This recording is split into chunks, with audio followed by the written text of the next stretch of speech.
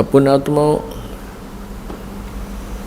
आप सृष्टि रचना के बारे में सुन रहे हो। जब तक आप जी सृष्टि रचना के विषय में नहीं जानोगे तब तक आप इस आध्यात्मिक ज्ञान को, तत्व ज्ञान को नहीं समझ सकते और न ही किसी सदग्रंथ को समझ सकते। ये जो सृष्टि रचना है, ये समझो कि ये मास्टर की है। सभी सदग्रंथों को समझने की, उनके खजाने को देखने की ये मास्टर की है, यानी मुख्य चाबी है। इसलिए आप जी को बार बार सृष्टि रचना का ज्ञान अत्यधिक कराया जाता है। अब सृष्टि रचना में आपने परमेश्वर कबीर देव जी द्वारा रची हुई अपनी सृष्टि का ज्ञान उन्हीं के द्वारा बताया हुआ इस दास के मुखारविंद से सुना। वो अभी तक आप जी को वर्बली सुनाया है, मौखिक सुनाया है। अब उस सृष्टि रचना के विषय में हमारे सदग्रंथ क्या बताते हैं? पुण्यात्माओं, जिस प्रकार विद्यार्थी विद्यालय में जाते हैं, उनका एक सिलेबस पाठ्यक्रम उनका निहित होता है। सिलेबस एक विशेष होता है और जो टीचर सिलेबस के आधार से बच्चों को शिक्षा देते हैं, पढ़ाते हैं, वो टीचर सही हैं। और जो टीचर सिलेबस से बाहर का ज्ञान कराते हैं, वो टीचर ठीक नहीं। वो अध्यापक बच्चों के हितैषी नहीं है, उनके जीवन के नाशक हैं। तो पुण्यात्माओं, जो सदग्रंथों के विपरीत ज्ञान, शास्त्र विरुद्ध ज्ञान जो संत बता रहे हैं और शास्त्र विधि त्याग कर मनमाना आचरण कर और करवा रहे हैं, शास्त्र विधि त्याग कर मनमानी पूजाएं कर रहे हैं, वो न तो स्वयं कोई लाभ प्राप्त कर रहे हैं मनुष्य जीवन का और न ही उनके अनुयायी। इसके लिए श्रीमद् भगवत गीता अध्याय 16 श्लोक 23 में और 24 में कहा है। 23 में कहा कि शास्त्र विधि को त्याग कर जो मनमाना आचरण करते हैं, उनको न तो कोई सुख होता है और न ही उनकी कोई गति होती है और न ही सिद्धि को प्राप्त होते हैं, अर्थात व्यर्थ। श्लोक 24 में कहा कि इससे तेरे लिए अर्जुन कर्तव्य और अकर्तव्य की व्यवस्था में शास्त्र ही प्रमाण है। कर्तव्य माने जो शास्त्र अनुकूल साधनाएं हैं, जो साधनाएं आपने करनी चाहिए, और अकर्तव्य जो ना करने योग्य हैं, वो सदग्रंथों से ही जाना जाता है। कोई अपनी लोकवेद दंत कथा सुनाता है, उसको हमने स्वीकार नहीं करना चाहिए।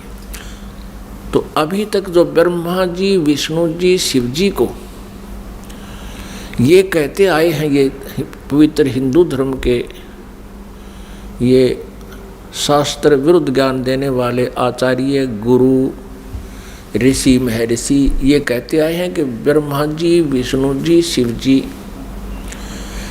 ये अजर अमर हैं, इनके कोई माता पिता नहीं है और ये सभी ब्रह्मांडों के रचनहार यही है। तो वो टीचर ठीक नहीं, वो शास्त्र विधि त्याग के लोकवेद सुना रहे हैं। लोकवेद क्या होता है? सुना सुनाया ज्ञान जो कहीं प्रमाणित ना हो। अभी आपको दिखाते हैं श्रीमद् देवी भागवत। वो श्री ब्रह्मा, श्री विष्णु, श्री शिव जी के विषय में क्या जानकारी देते हैं। आप जी ने ये देखिएगा, श्रीमद् देवी भागवत सचित्र मोटा टाइप, केवल हिंदी। गीता प्रेस गोरखपुर से प्रकाशित है। इसके कौन हैं संपादक? हनुमान प्रसाद पोदार, चिमनलाल गोस्वामी। प्रकाशित एवं मुद्रक हैं गीता प्रेस गोरखपुर, गोविंद भवन कार्यालय, कोलकाता का संस्थान। तीसरे स्कंद में 123 पृष्ठ पे है। तीसरा स्कंद। भगवान विष्णु जी अपनी माता दुर्गा की स्तुति कर रहे हैं। क्या कह रहे हैं? तुम शुद्ध स्वरूपा हो, यह सारा संसार तुम ही से उद्भासित हो रहा है। मैं, ब्रह्मा और शंकर, विष्णु जी कह रहे, हम सभी तुम्हारी कृपा से विद्यमान हैं। हमारा आविर्भाव माने जन्म, तिरोभाव माने मृत्यु, हमारा आविर्भाव और तिरोभाव हुआ करता है। केवल तुम ही नित्य हो, जगत जननी हो, प्रकृति और सनातनी देवी हो। ये प्रकृति शब्द याद रखना। दुर्गा को प्रकृति भी कहते हैं। आपके गीता जी में काम आओगा 14वें अध्याय के 3, 4, 5 श्लोकों में, क्योंकि ये कोड वर्ड है गीता जी। प्रकृति दुर्गा जी को कहते हैं।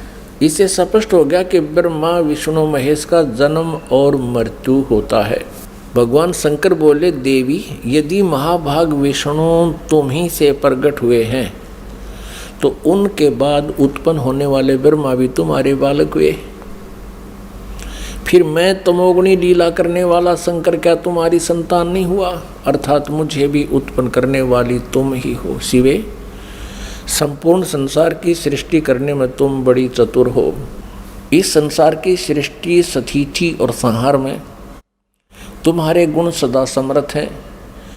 उन्हीं तीनों गुणों से उत्पन्न हम, रजगुण ब्रह्मा जी, सतगुण विष्णु, तमगुण शंकर, उन्हीं तीनों गुणों से उत्पन्न हम ब्रह्मा विष्णु एवं शंकर नियमानुसार कार्य में तत्पर रहते हैं। पुण्यात्मा, इस पवित्र देवी पुराण ने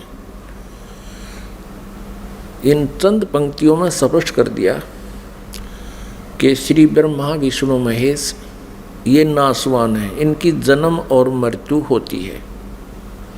दुर्गा इनकी माता है और रजगुण ब्रह्मा जी, सतगुण विष्णु, तमगुण शिव जी है। और चौथा ये कंसेप्ट क्लियर हो गया कि ये केवल नियमित कार्य ही कर सकते हैं। जिसका जैसा नियमित है, जिसका किस्मत में जो कुछ भी लिखा है उसमें ये परिवर्तन नहीं कर सकते, उनको जैसा ही दे सकते हैं। जैसा कर्म है वैसा ही उनको फल देते हैं, ऐसा इनका नियम है। और ये हमारे सदग्रंथों में लिखा हुआ है। अब आप जी को डिटेल से दिखाते हैं। इसी श्रीमद् देवी भागवत को ही पुनः दिखाते हैं पूरी डिटेल से। ये देखिएगा, ये वही श्रीमद् देवी भागवत है, गीता प्रेस गोरखपुर से प्रकाशित है। ये है श्रीमद् देवी भागवत, तीसरा स्कंद यहाँ प्रारंभ होता है। पृष्ठ 113 है, पृष्ठ 113 है।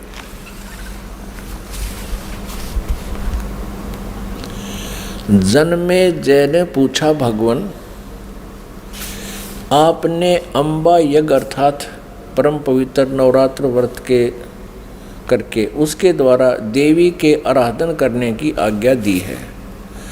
अतः वे कौन देवी हैं, कैसे और कब प्रकट हुई, उनके पधारने का क्या उद्देश्य था है, तथा वे किन गुणों से विभूषित हैं। अम्बा यज्ञ किस प्रकार होता है? आगे ब्रह्मन साथ ही विस्तार पूर्वक ब्रह्मांड की उत्पत्ति भी कही है, क्योंकि भूदेव ब्रह्मांड के विषय में जो कुछ कहा गया है तथा वह जैसा जो है, ये सभी बातें आप जानते हैं। व्यास जी से पूछ रहे हैं, जन्मेजय मैंने सुना है कि ब्रह्मा विष्णु और रुद्र ये तीन सगुण देवता हैं। कर्मशः सृष्टि, पालन और संहार के कार्य का उत्तरदायित्व इन पर रहता है। पाराशर नंदन व्यास जी, अब मैं इनके संबंध में विस्तार पूर्वक सुनना चाहता हूँ, आप बतलाने की कृपा करें। व्यास जी कहते हैं, राजन तुम्हारी बुद्धि बड़ी विशाल है। अभी तुमने जो पूछा कि ब्रह्मादि की उत्पत्ति, यानी ब्रह्मा विष्णु महेश, ब्रह्मादि माने ब्रह्मा विष्णु महेश की उत्पत्ति कैसे हुई, सो वह महान कठिन विषय है, उसमें अनेक प्रश्न उठ जाते हैं। यही प्रश्न पूर्व समय में मैंने नारद जी से किया था। व्यास जी कह रहे हैं कि मैंने नारद से पूछा था यही ज्ञान। मैंने कहा, मुने आप बुद्धिमान हैं, मुझे यह बताने की कृपा कीजिए कि इस विस्तृत ब्रह्मांड के प्रधान कर्ता कौन है। मुनिवर, यह ब्रह्मांड कहाँ से उत्पन्न हो गया। द्विजवर, साथ ही यह भी बताइए कि यह ब्रह्मांड विनाशशील है अथवा सदा रहने वाला है। इसकी रचना ये 114 पृष्ठ पे है, तीसरा स्कंध। करने वाला कोई एक है अथवा बहुत से इसके रचयिता है। कर्ता के अभाव में कार्य का होना असंभव है। यह प्रश्न मेरे मन में उठा करता है। कुछ लोग भगवान शंकर को परम कारण मानकर जगत का रचयिता बतलाते हैं। वे कहते हैं कि देवादिदेव भगवान शंकर अविनाशी पुरुष हैं, उनका कभी जन्म और मरण नहीं होता, वे आत्मा मर्मण करने वाले हैं, देवताओं पर भी उनका शासन बना रहता है। दूसरे कई लोग भगवान विष्णु की प्रशंसा किया करते हैं। वे शक्तिशाली पुरुष, अव्यक्त, अखिल ऐश्वर्य के संपन्न परब्रह्म परमात्मा है। कुछ दूसरे लोग ब्रह्मा जी को सृष्टि का प्रधान कारण बताते हैं। कितने ही आचार्य भवानी को संपूर्ण मनोरथ पूर्ण करने वाली बतलाते हैं। वे आदिमाया महाशक्ति एवं परम पुरुष के साथ रहकर कार्य संपादन करने वाली प्रकृति है। ब्रह्म के साथ उनका अभेद संबंध है। ब्रह्म ये काल है, क्षर पुरुष, और अभेद संबंध यानी पति पत्नी का संबंध है। वे सृष्टि, सतिथि और संहार कार्य में संलग्न रहती हैं। संपूर्ण प्राणियों एवं देवताओं की भी वे जननी है, उनका कभी जन्म मरण नहीं होता। वैष्णवी, सांभवी, ब्राह्मी, वासवी, वारुणी, वाराही, नारसिंही और तथा अद्भुत महालक्ष्मी नाम से विख्यात है। 115 पृष्ठ पे। कितने श्रेष्ठ मुनि कहते हैं कि जो निरंजन, निराकार, निर्लेप, निर्गुण, अरूप एवं व्यापक ब्रह्म है, उन्हीं से जगत की सृष्टि हुई है। कहीं कहीं वेद और उपनिषद में भी वे ही ब्रह्म तेजों में बतलाए गए हैं और प्रधान पुरुष हैं। हजारों मस्तकों, आँखों, कानों, हाथों, मुखों, चरणों से वे संपन्न आकाश भी ये आगे देखो। अब व्यास जी पूछ रहे थे नारद जी तक, मैंने ऐसा सुना है कोई कुछ बता रहा है, कोई कुछ बता रहा है, कोई शंकर को रचयिता, कोई विष्णु जी को रचयिता बताते हैं। अब नारद जी कहते हैं, व्यास जी, प्राचीन समय की बात है, यही संदेह मेरे हृदय में भी उत्पन्न हो गया था। तब मैं अपने पिता अमित तेजस्वी ब्रह्मा जी के स्थान पर गया और उनसे इस समय जिस विषय में तुम पूछ रहे हो उसी विषय में मैंने पूछा। मैंने कहा, पिताजी, यह संपूर्ण ब्रह्मांड कहाँ से उत्पन्न हुआ। विभो, आपने सम्यक प्रकार से इसकी रचना की है, अथवा विष्णु इस विश्व के रचयिता हैं, या शंकर ने इसकी सृष्टि की है। पर जगत प्रभु, आप विश्व के आत्मा हैं और सच्ची बात बताने की कृपा करें। किन देवताओं की पूजा करनी चाहिए तथा कौन देवता सबसे बड़े एवं समर्थ है। निष्पाप ब्रह्मा जी, इन सभी प्रश्नों का समाधान करके मेरे हृदय के संदेह को दूर करने की कृपा कीजिए। सत्यवती नंदन व्यास जी, इस प्रकार मेरे प्रश्न करने पर लोक पितामह ब्रह्मा जी मुझसे कहने लगे। ब्रह्मा जी ने कहा, बेटा, मैं इस प्रश्न का क्या उत्तर दूं? यह प्रश्न बड़ा ही जटिल है। महाभाग, तुम भगवान विष्णु से इसका समुचित समाधान पा सकते हो। ये तीनों देवता, इनको ज्ञान तो है नहीं, इसलिए ये अपने से दूसरे की तरफ धका दिया करें, चलो वहाँ उससे पूछ लो। फिर भी विष्णु जी की तरफ संकेत करते हैं, फिर भी अपना ज्ञान वो बता रहे हैं। ब्रह्मा जी कह रहे हैं, महामते, इस संसार में कोई भी रागी पुरुष ऐसा नहीं है जिसे यह रहस्य विदित हो।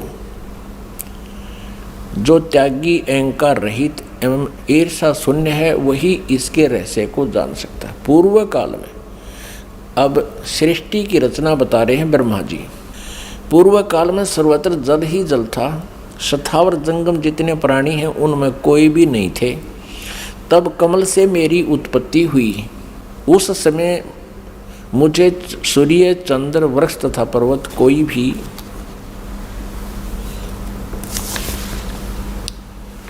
116 पृष्ठ में, तीसरा स्कंद देवी भागवत का, दिखाई नहीं पड़े। मैं कमल की कणिका पर बैठकर विचार करने लगा, इस अगाध जल में मैं कैसे उत्पन्न हो गया, कौन मेरा रक्षक है तथा इस प्रलय काल में सृष्टि एवं संहार करने वाले कौन विशिष्ट पुरुष हैं। कहीं भी स्पष्ट रूप से भूमि भी नहीं दिखती जिस पर यह जल टिका हुआ है।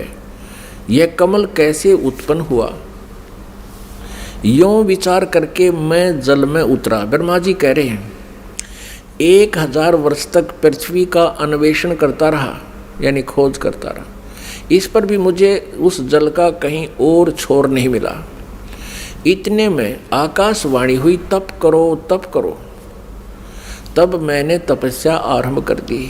कमल पर बैठे ही 1000 वर्ष तक मैं तप करता रहा। फिर उसी समय सृष्टि करो, ऐसी आकाशवाणी सुनाई पड़ी। उसे सुनकर मैं बड़े आश्चर्य में पड़ गया। सोचा कि किसकी सृष्टि करूं अथवा मेरा क्या कर्तव्य है। उसी समय मधु और कैटब नाम के 2 भयंकर दानव राक्षस सामने आ गए। वे उस महावर्ण में मुझसे युद्ध करने की इच्छा प्रकट करने लगे। मैं उनसे भयभीत हो उठा। तब कमल का डंठल पकड़कर जल में उतरा। वहाँ मुझे एक परम अद्भुत पुरुष के दर्शन मिले। उनका श्री विग्रह माने शरीर मेघ के समान श्याम था, बादलों की तरह, काले बादलों की तरह। वे पीताम्बर पहने थे, 4 भुजाएं थी, शेष नाग की सैया पर सोए थे। उन जगत प्रभु के गले को वनमाला सुशोभित कर रही थी। शंख, चक्र, गदा और पद्म, इन 4 आयुधों से अनुपम शोभा पा रहे थे। ऐसे शेष शाही भगवान विष्णु का मुझे दर्शन हुआ। वे योग निंद्रा के वशीभूत होकर गाढ़ी नींद में सोए हुए थे। उनकी सारी चेष्टाएं शांत थी। नारद जी शेष नाग की सैया पर सोए हुए उन प्रभु को देखकर मेरा मन चिंतित हो उठा। इतने में भगवती योग निंद्रा याद आ गई। मैंने उनका सत्वन किया। तब वे कल्याणमयी भगवती श्री विष्णु जी के विग्रह से निकलकर, विग्रह माने शरीर से, श्री विष्णु जी के शरीर से निकलकर अत्यंत रूप धारण करके आकाश में विराजमान हो गई। दिव्य आभूषण उनकी छवि बढ़ा रहे थे। जब योग निंद्रा भगवान विष्णु के शरीर से अलग होकर आकाश में विराजने लगी, तब तुरंत ही श्री हरि उठ बैठे। अपने आत्माओं, जैसा आज आपको सृष्टि रचना में पहले बताया था, वर्बली दास ने बताया था, जो परमात्मा ने हमें बता रखा था, कबीर साहब ने ये कहा था कि दुर्गा, ब्रह्मा जी, विष्णु जी और शिव जी की माता है श्री देवी, और ये काल ज्योति निरंजन इनका पिता है। ये क्या करते हैं, इन तीनों बच्चों की उत्पत्ति करते हैं।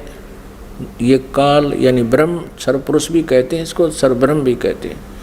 सर्वब्रह्म और ये दुर्गा जी, इन दोनों के पति पत्नी व्यवहार से श्री ब्रह्मा जी, श्री विष्णु जी, श्री शिव जी की उत्पत्ति होती है, जन्म होता है। और ये क्या करते हैं, इनको बाल्यावस्था से ही कोमा में कर देते हैं, अचेत कर देते हैं और उनकी परवरिश जारी करते हैं। जब ये युवा होते हैं तो इनको सचेत कर देते। अब ये दुर्गा अन्य रूप धारण करके प्रेतवत, प्रेतनी की तरह विष्णु जी के शरीर में प्रवेश करके इनको बेहोश किए हुए थी। ऐसे ही ब्रह्मा जी को ये कमल के फूल पर रख दिया और तब तक ये अचेत था, कोमा में डाल रखा था। ये खुद कहता मुझे पता नहीं मैं कमल के फूल पर कहाँ से उत्पन्न हो गया, मेरा कौन जनक है। अब नीचे उतरा तो देखा विष्णु जी बेहोश पड़े थे वो, और उसमें से जब वो दुर्गा निकल गई बाहर आई तो सचेत हो गए।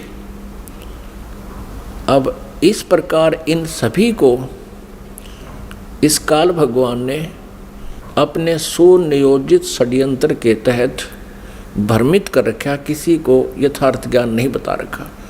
अब यहाँ आप आगे देखिएगा, अब क्या होता है कि तीसरे स्थान पर भगवान शंकर को भी बेहोश कर रखा था, फिर उसको सचेत कर दिया, फिर तीनों को इकट्ठा कर दिया प्रेरणा करके, तीनों इकट्ठे हो गए। अब देखना श्रीमद् संक्षिप्त देवी भागवत और तीसरा स्कंद, और हम यहाँ पढ़ रहे थे। तब वे कल्याणमयी भगवती श्री विष्णु के विग्रह से निकलकर अत्यंत रूप धारण करके आकाश में विराजमान हो गई। दिव्य आभूषण उनकी छवि बढ़ा रहे थे। जब योग निंद्रा भगवान विष्णु के शरीर से अलग होकर आकाश में विराजने लगी, तब तुरंत ही श्री हरि उठ बैठे। उन्होंने मधु और कैटब के साथ 5000 वर्ष तक बड़ी घमासान लड़ाई की। तब वे दैत्य मरे। पहले देवी के कटाक्ष से मधुर और कैटब मोहित हो गए थे। उसके बाद भगवान विष्णु ने गोद में लेटाकर उन्हें वहीं प्राणों से रहित कर दिया। अब वहाँ मैं और भगवान विष्णु दो थे, वहीं रुद्र भी प्रकट हो गए। हम तीनों को भगवती आद्याशक्ति के दर्शन हुए, दुर्गा के। उन्हें देखकर मनमुग्ध हो गया। हमने उनकी उत्तम स्तुति की। तब वे आदि शक्ति हम लोगों से कहने लगी। देवी ने कहा, ब्रह्मा विष्णु और महेश्वर, तुम भली भांति सावधान होकर अपने अपने कार्य में संलग्न हो जाओ। सृष्टि, स्थिति और संहार ये तुम्हारे कार्य हैं। ब्रह्मा जी कहते हैं भगवती आद्याशक्ति की, हम 117 पृष्ठ पर पढ़ रहे हैं, तीसरा स्कंद। वह वाणी बड़ी मधुर थी, सुंदर एवं सुखप्रद थी। हमने वह स्पष्ट सुनी। हम लोगों ने उनसे कहा, माता, हम किस प्रकार इन प्रजाओं के सर्जन आदि कार्य करने में सफल हों? विस्तृत भूमि का अभाव है, सभी स्थान जलमग्न हैं। हमारी बात सुनकर उन कल्याण स्वरूपिणी भगवती का मुखमंडल मुस्कान से भर गया। इतने में एक सुंदर विमान आकाश से उतरा। तब उन देवी ने हमें आज्ञा दी, देवताओं, निर्भीक होकर इच्छापूर्वक इस विमान में प्रवेश कर जाओ। ब्रह्मा विष्णु और रुद्र, आज मैं तुम्हें एक अद्भुत दृश्य दिखलाती हूँ। हमने भगवती की बात सुनकर उसे शिरोधार्य कर लिया। उस रत्न जटित विमान पर चढ़कर हम लोग आराम से बैठ गए। हम तीनों देवताओं को उस पर बैठे देखकर देवी ने अपने सामर्थ्य से विमान को आकाश में उड़ा दिया। ब्रह्मा जी कहते हैं, मन के समान तीव्र गति से चलने वाला वह विमान जिस अपरिचित स्थान पर गया, वहाँ संपूर्ण फलों से लदे हुए अनेक सुंदर वृक्ष थे। आगे एक अत्यंत सुंदर नगर दिखाई पड़ा।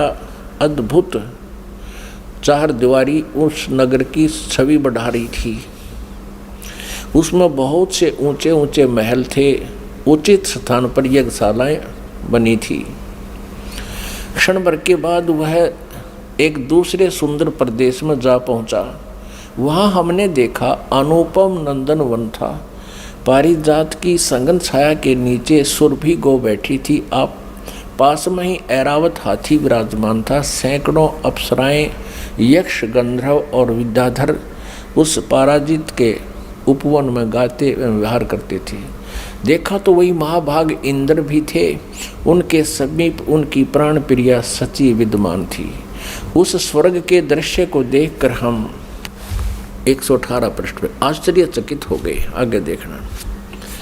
इतने में हमारा विमान तेजी से चल पड़ा और वह दिव्य धाम ब्रह्मलोक में जा पहुंचा। संपूर्ण देवता उस नगर के सामने मस्तक झुकाया करते थे। वहां एक दूसरे ब्रह्मा विराजमान थे। उन्हें देखकर भगवान शंकर और विष्णु को बड़ा आश्चर्य हुआ। सभा लगी थी। भगवान शंकर और विष्णु ने मुझसे पूछा, चतुरानन, ये अविनाशी ब्रह्मा कौन है? मैंने उत्तर दिया, मुझे कुछ पता नहीं। सृष्टि के अधिष्ठाता ये कौन है? भगवान, मैं कौन हूँ, ये कौन है, और हमारा उद्देश्य क्या है?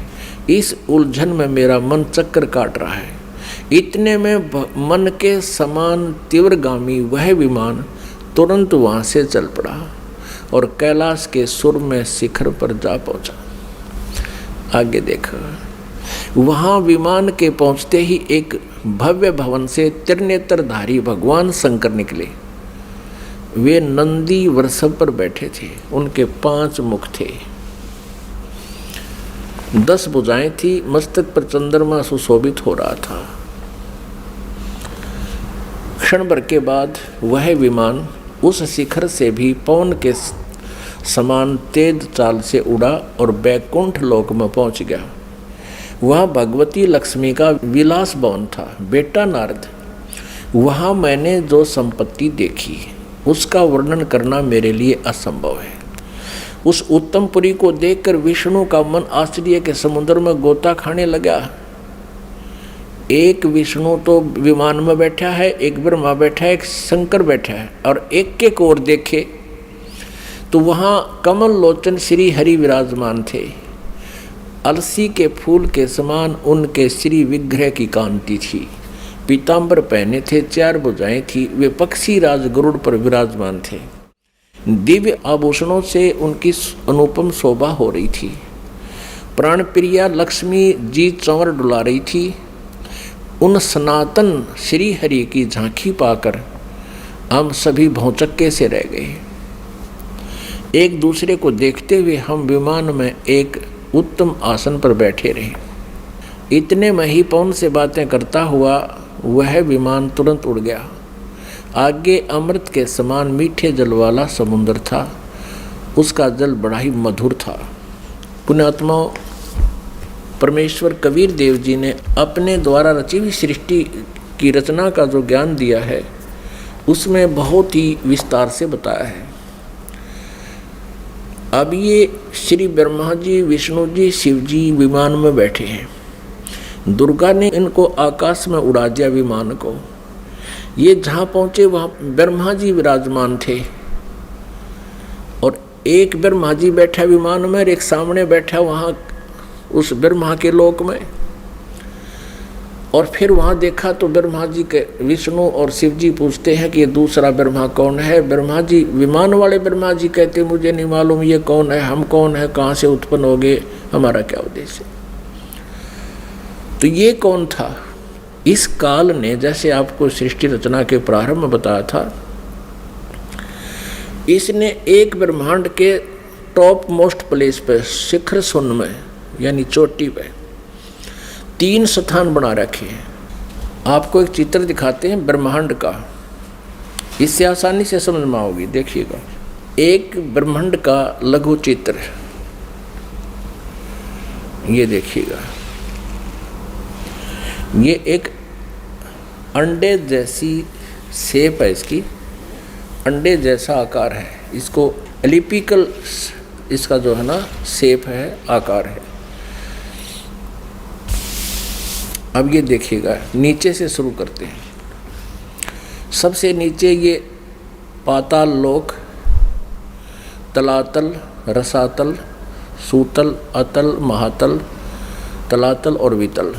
ये है पृथ्वी लोक। ये शिव का लोक, शिवपुरी जिसे कहते हैं। ब्रह्मा जी का लोक, ब्रह्मापुरी। विष्णु जी का लोक, विष्णुपुरी। अब ये जो क्षेत्र है और ये है कॉमन स्वर्ग और नरक, और ये है धर्मराय का लोक, यानी यहाँ का न्यायाधीश बना रखा है इस काल ने, ये जहाँ सबका अकाउंट होता है। और ये जो स्थान है ये ब्रह्मलोक है सारा, ये स्थान जो है इसको ब्रह्मलोक कहते हैं। एक ये स्वर्ग है, इसमें भी एक इंद्र हो रहता है, ये इंद्र अलग है और इसलिए इसको महाइंद्र कहा है।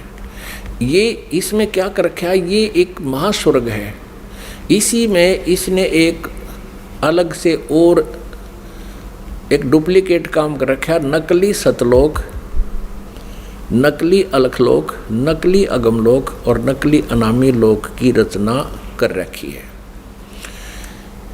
इधर ये 88,000 खेड़े हैं, इधर ये सप्तपुरी है, और इस सारे इस ब्रह्मलोक के ऊपर, ये ब्रह्मलोक है, इस ब्रह्मलोक के ऊपर इसने यहाँ 3 गुप्त स्थान बना रखे हैं।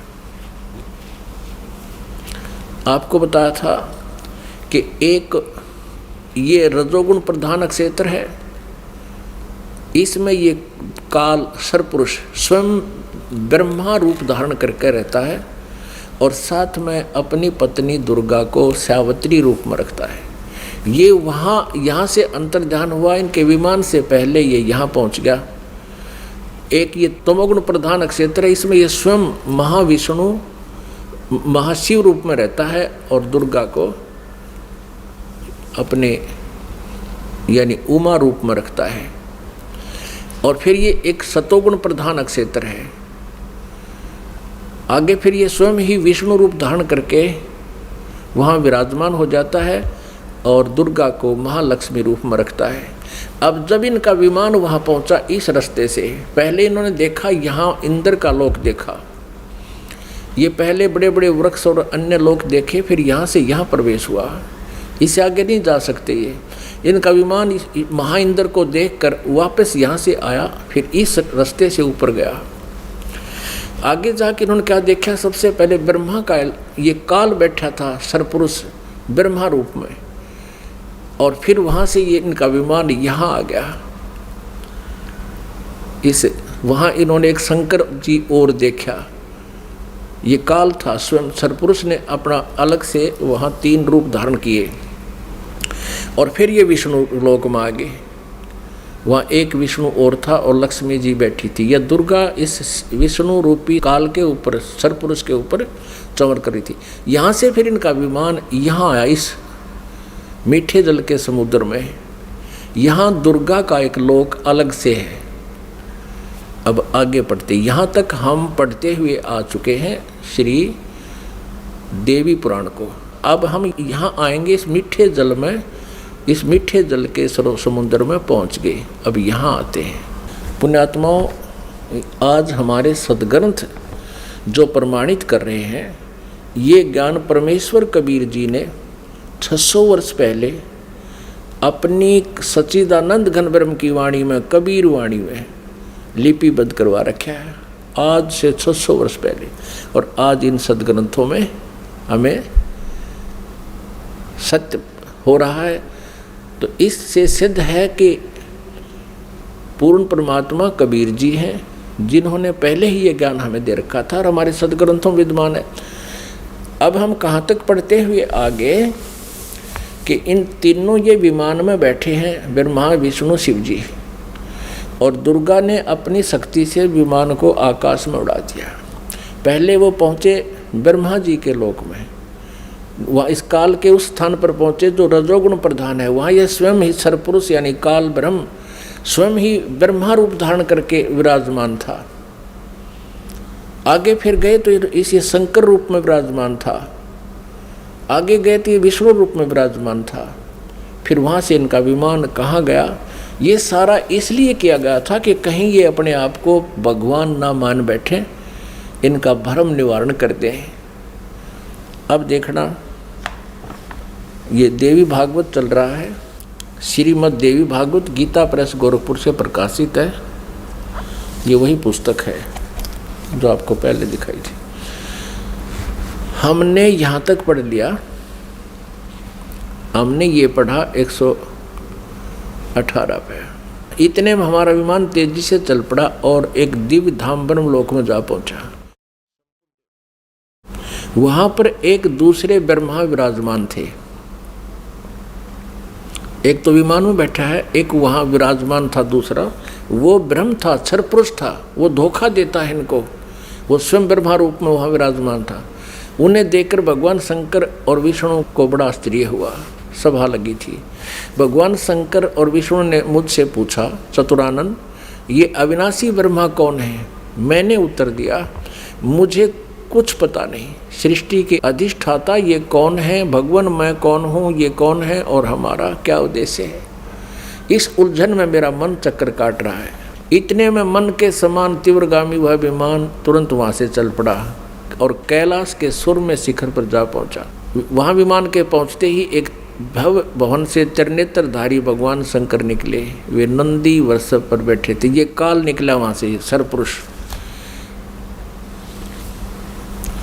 और फिर वहाँ से क्षण भर के बाद वह विमान उस शिखर से भी पवन के समान तेज चाल से उड़ा और वैकुंठ लोक में पहुँच गया। वहाँ पर कौन थे? वहाँ कमल लोचन श्री हरि विराजमान थे। विष्णु जी एक और युकाल बैठा था, सरब्रह्म सरपुरुष, और उसकी 4 भुजाएं थी। पक्षीराज गरुड़ पर विराजमान थे और प्राण प्रिय लक्ष्मी जी चौंध बुला रही थी। अब हम यहाँ आते हैं, नीचे देखते हैं। इतने में पवन से बातें करता हुआ वह विमान तुरंत उड़ गया। आगे अमृत के समान मीठे जल वाला समुद्र था, जिसका जल बड़ा ही मधुर था। हम 119 पृष्ठ पर पढ़ेंगे, अब 118 हमने पढ़ लिया। उस समुद्र में वहाँ एक मनोहर द्वीप था। उस द्वीप में एक मंगल में मनोहर पलंग बिछा था। उस पलंग में सुंदर रत्न जड़े थे। उस उत्तम पलंग पर एक दिव्य रमणी बैठी थी, या दुर्गा जाकर वहाँ विराजमान होगी आगे। वे ऐसी प्रभापूर्ण देवी थी मानो करोड़ों बिजलियाँ एक साथ चमक रही हों। अत्यंत सुंदर मुख था, लाल लाल दांत थे, करोड़ों लक्ष्मियों से भी अधिक वह सुंदर थी। वे ऐसी प्रभापूर्ण देवी थी मानो करोड़ों बिजलियां एक साथ चमक रही हो। अत्यंत सुंदर मुख था, लाल लाल दांत थे। ये पढ़ लिया मैं। अब यहाँ है, उन्हें देखकर हम सभी महान आश्चर्य में पड़ गए। कुछ समय तक हम वहीं ठहरे रहे, आपस में कहने लगे, ये सुंदरी कौन है और इसका क्या नाम है? हम इसके विषय में बिल्कुल अनभिज्ञ हैं। इसके हजारों नेत्र, हजारों हाथ, हजारों मुख हैं। दूर से देखने पर ही वे कितनी सुंदर प्रतीत हो रही हैं। ये न कोई अप्सरा है, न कोई गंधर्व कन्या, न देव कन्या। नारद यों संदेहग्रस्त होकर हम लोग वहाँ रुके रहे। तब भगवान विष्णु ने उन चारों साहिनी भगवती को देखकर विवेकपूर्वक निश्चय कर लिया कि ये भगवती जगदम्बिका हैं। तब उन्होंने कहा कि ये भगवती हम सब की आदि कारण है। महाविद्या और माँ माया इनके नाम हैं। ये पूर्ण प्रकृति है। अपने आत्माओं, विष्णु जी कह रहे हैं, क्योंकि विष्णु जी की बुद्धि खोल दी काल ने। अब हम 120 पृष्ठ पर पढ़ेंगे। संक्षिप्त देवी भागवत गीता प्रेस गोरखपुर से प्रकाशित है। ये वे ही दिवांगना है। विष्णु जी बता रहे हैं अपना पिछले, इसकी थोड़ी सी बैकग्राउंड दिखा दी विष्णु को, इस काल भगवान ने और दुर्गा ने। ये वे ही दिवांगना हैं जिनके प्रलय वर्ण में मुझे दर्शन हुए थे। उस समय मैं बालक रूप में था, मुझे पालने पर ये झुला रही थी। विष्णु जी के जन्म का प्रत्यक्ष प्रमाण। छोटा सा बालक था विष्णु जी। वट वृक्ष के पत्थर पर एक सुदृढ़ सैया बिछी थी। उस पर लेटकर मैं पैर के अंगूठे को अपने कमल जैसे मुख में लेकर चूस रहा था। कहते प्रलय वर्ण में मुझे दर्शन हुए थे इस देवी के। उस समय मैं बालक रूप में था, छोटा सा बच्चा था। ये मुझे झुला रही थी, मैं अंगूठे चूस रहा था पैरों के। इन्हें देखकर मुझे पहले की बात याद आ गई, ये हम सबकी जननी है। अब 121 पृष्ठ पे अब विष्णु जी ही बता रहे हैं। भगवान विष्णु बोले, प्रकृति देवी को नमस्कार है, भगवती विधात्री को निरंतर नमस्कार है। ये स्तुति करते हुए भगवान आ रहे हैं विष्णु जी। यहाँ देखिएगा 123 पृष्ठ पे जो प्रारंभ में पढ़ा था, अब वहीं फिर आगे हम। भगवान विष्णु स्तुति कर रहे हैं अपनी दुर्गा माता की, तुम शुद्ध स्वरूपा हो, यह सारा संसार तुम इसे उद्भासित हो रहा है। मैं ब्रह्मा और शंकर हम सभी तुम्हारी कृपा से विद्यमान हैं। हमारा आविर्भाव यानी जन्म और तिरोभाव माने मृत्यु हुआ करता है। केवल तुम ही नित्य हो, जगत जननी हो, प्रकृति और सनातनी देवी हो। भगवान शंकर बोले, देवी यदि महाभाग विष्णु तुम्ही से प्रकट हुए हैं तो उनके बाद उत्पन्न होने वाले ब्रह्मा भी तुम्हारे बालक हुए हैं। ओए होए, फिर मैं तमोगुणी लीला करने वाला शंकर क्या तुम्हारी संतान नहीं हुआ? अर्थात मुझे भी उत्पन्न करने वाली तुम ही हो। शिवे, संपूर्ण संसार की सृष्टि करने में तुम बड़ी चतुर हो। इस संसार की सृष्टि, स्थिति और संहार में तुम्हारे गुण सदा समर्थ हैं। उन्हीं तीनों गुणों से उत्पन्न हम ब्रह्मा, विष्णु एवं शंकर नियमानुसार कार्य में तत्पर रहते हैं। अब पुण्यात्माओं, आप जी ने अपने सदग्रंथों को स्वयं पढ़ लिया और ये अभी तक पवित्र हिंदू धर्म के गुरुजन, ये आचार्य मंडलेश्वर, महामंडलेश्वर, गीता मनीषी, गीता के मर्मज ज्ञाता, वेदों के ज्ञाता, पुराणों के ज्ञाता कहलाते थे। इन्होंने कह कह का भी पता नहीं था। ये अज्ञानी हैं जो आज तक हमारे भगवानों यानी जिनको हम समर्थ मान रहे थे, अजरो अमर सुना करते थे, इनसे ये नहीं बता सके कि इनकी स्थिति क्या है, जबकि इनकी जीवनी बता रही है महापुरुषों की कि इनकी ये स्थिति है। पुण्यात्माओं, जैसा कि आपको सृष्टि रचना के प्रारंभ में जब कथा शुरू करी थी बताया था कि काल भगवान ने, इस क्षर पुरुष ने, जो ब्रह्मा विष्णु महेश के पिताजी हैं, दुर्गा जी के पति हैं, जो श्री देवी के पति हैं और ब्रह्मा विष्णु महेश के पिता हैं, इसने ये कहा था दुर्गा से कि मेरा भेद किसी को मत बताना। इसको बहुत सख्ती से कहा था। तो देवी ने उसी उद्देश्य से ब्रह्मा विष्णु महेश को इस क्षर पुरुष का ज्ञान नहीं दिया। अब दुर्गा से इसने कहा था कि मेरा भेद किसी को नहीं देना। इसी प्रकार दुर्गा ने इनको कोई उस भेद नहीं दिया ब्रह्म का, फिर भी सच्चाई छुप नहीं सकी। अब इसी में आपको प्रमाणित करते हैं देवी भागवत में, ब्रह्मा जी ने वेदों को पढ़ा, दुर्गा से पूछा कि वेदों में ये लिखा है कि केवल एक ब्रह्म जिसके बराबर दूसरा नहीं है।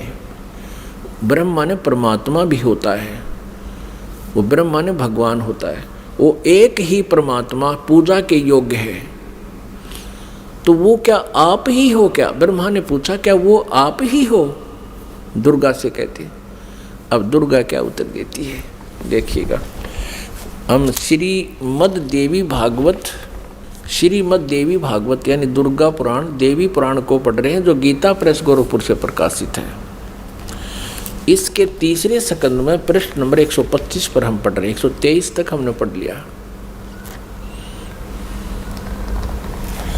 यहाँ 124 पे देखिएगा,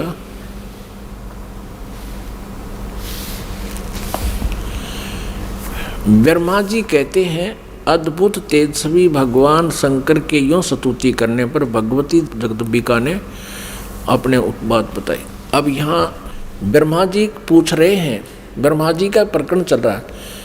ये 125 पृष्ठ पे हम पढ़ रहे हैं तीसरे स्कंद में। इस मूर्त और अमूर्त जगत का आधार तुमसे पूर्व कोई भी दूसरा पुरुष नहीं था, कोई तीसरा भी नहीं है। एकम एवं द्वितीयम ब्रह्म, इस वेद के वचन को व्यर्थ कहना तो बनता नहीं। अब दुर्गा इनको कहा करती मैं ही सब कुछ हूँ, मैं ही तुम्हारा पिता हूँ, मैं तुम्हारी माता हूँ। तो अब ब्रह्मा जी ने वेदों को पढ़ा तो इसने कहा कि वेद के वचन को हम झूठा भी नहीं कह सकते, और इधर अनुभव दूसरी बात कहता है।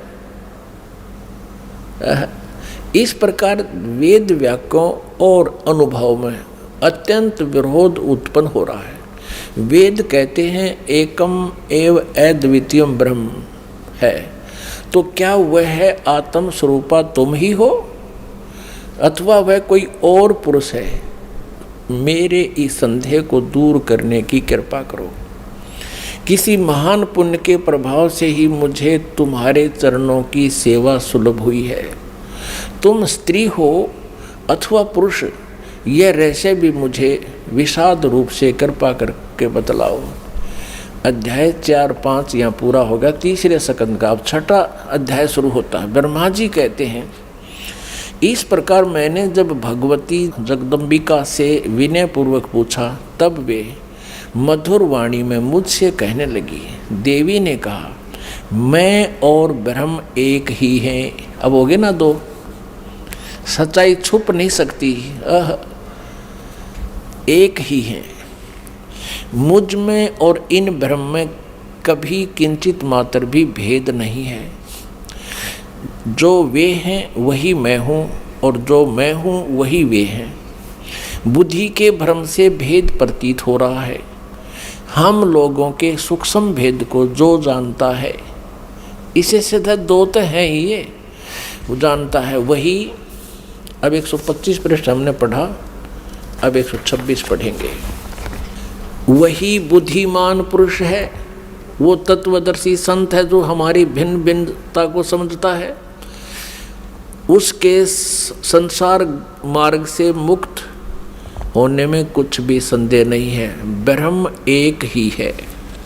आगे देखो, मैं शक्ति रूप धारण करके पराक्रम करती हूँ।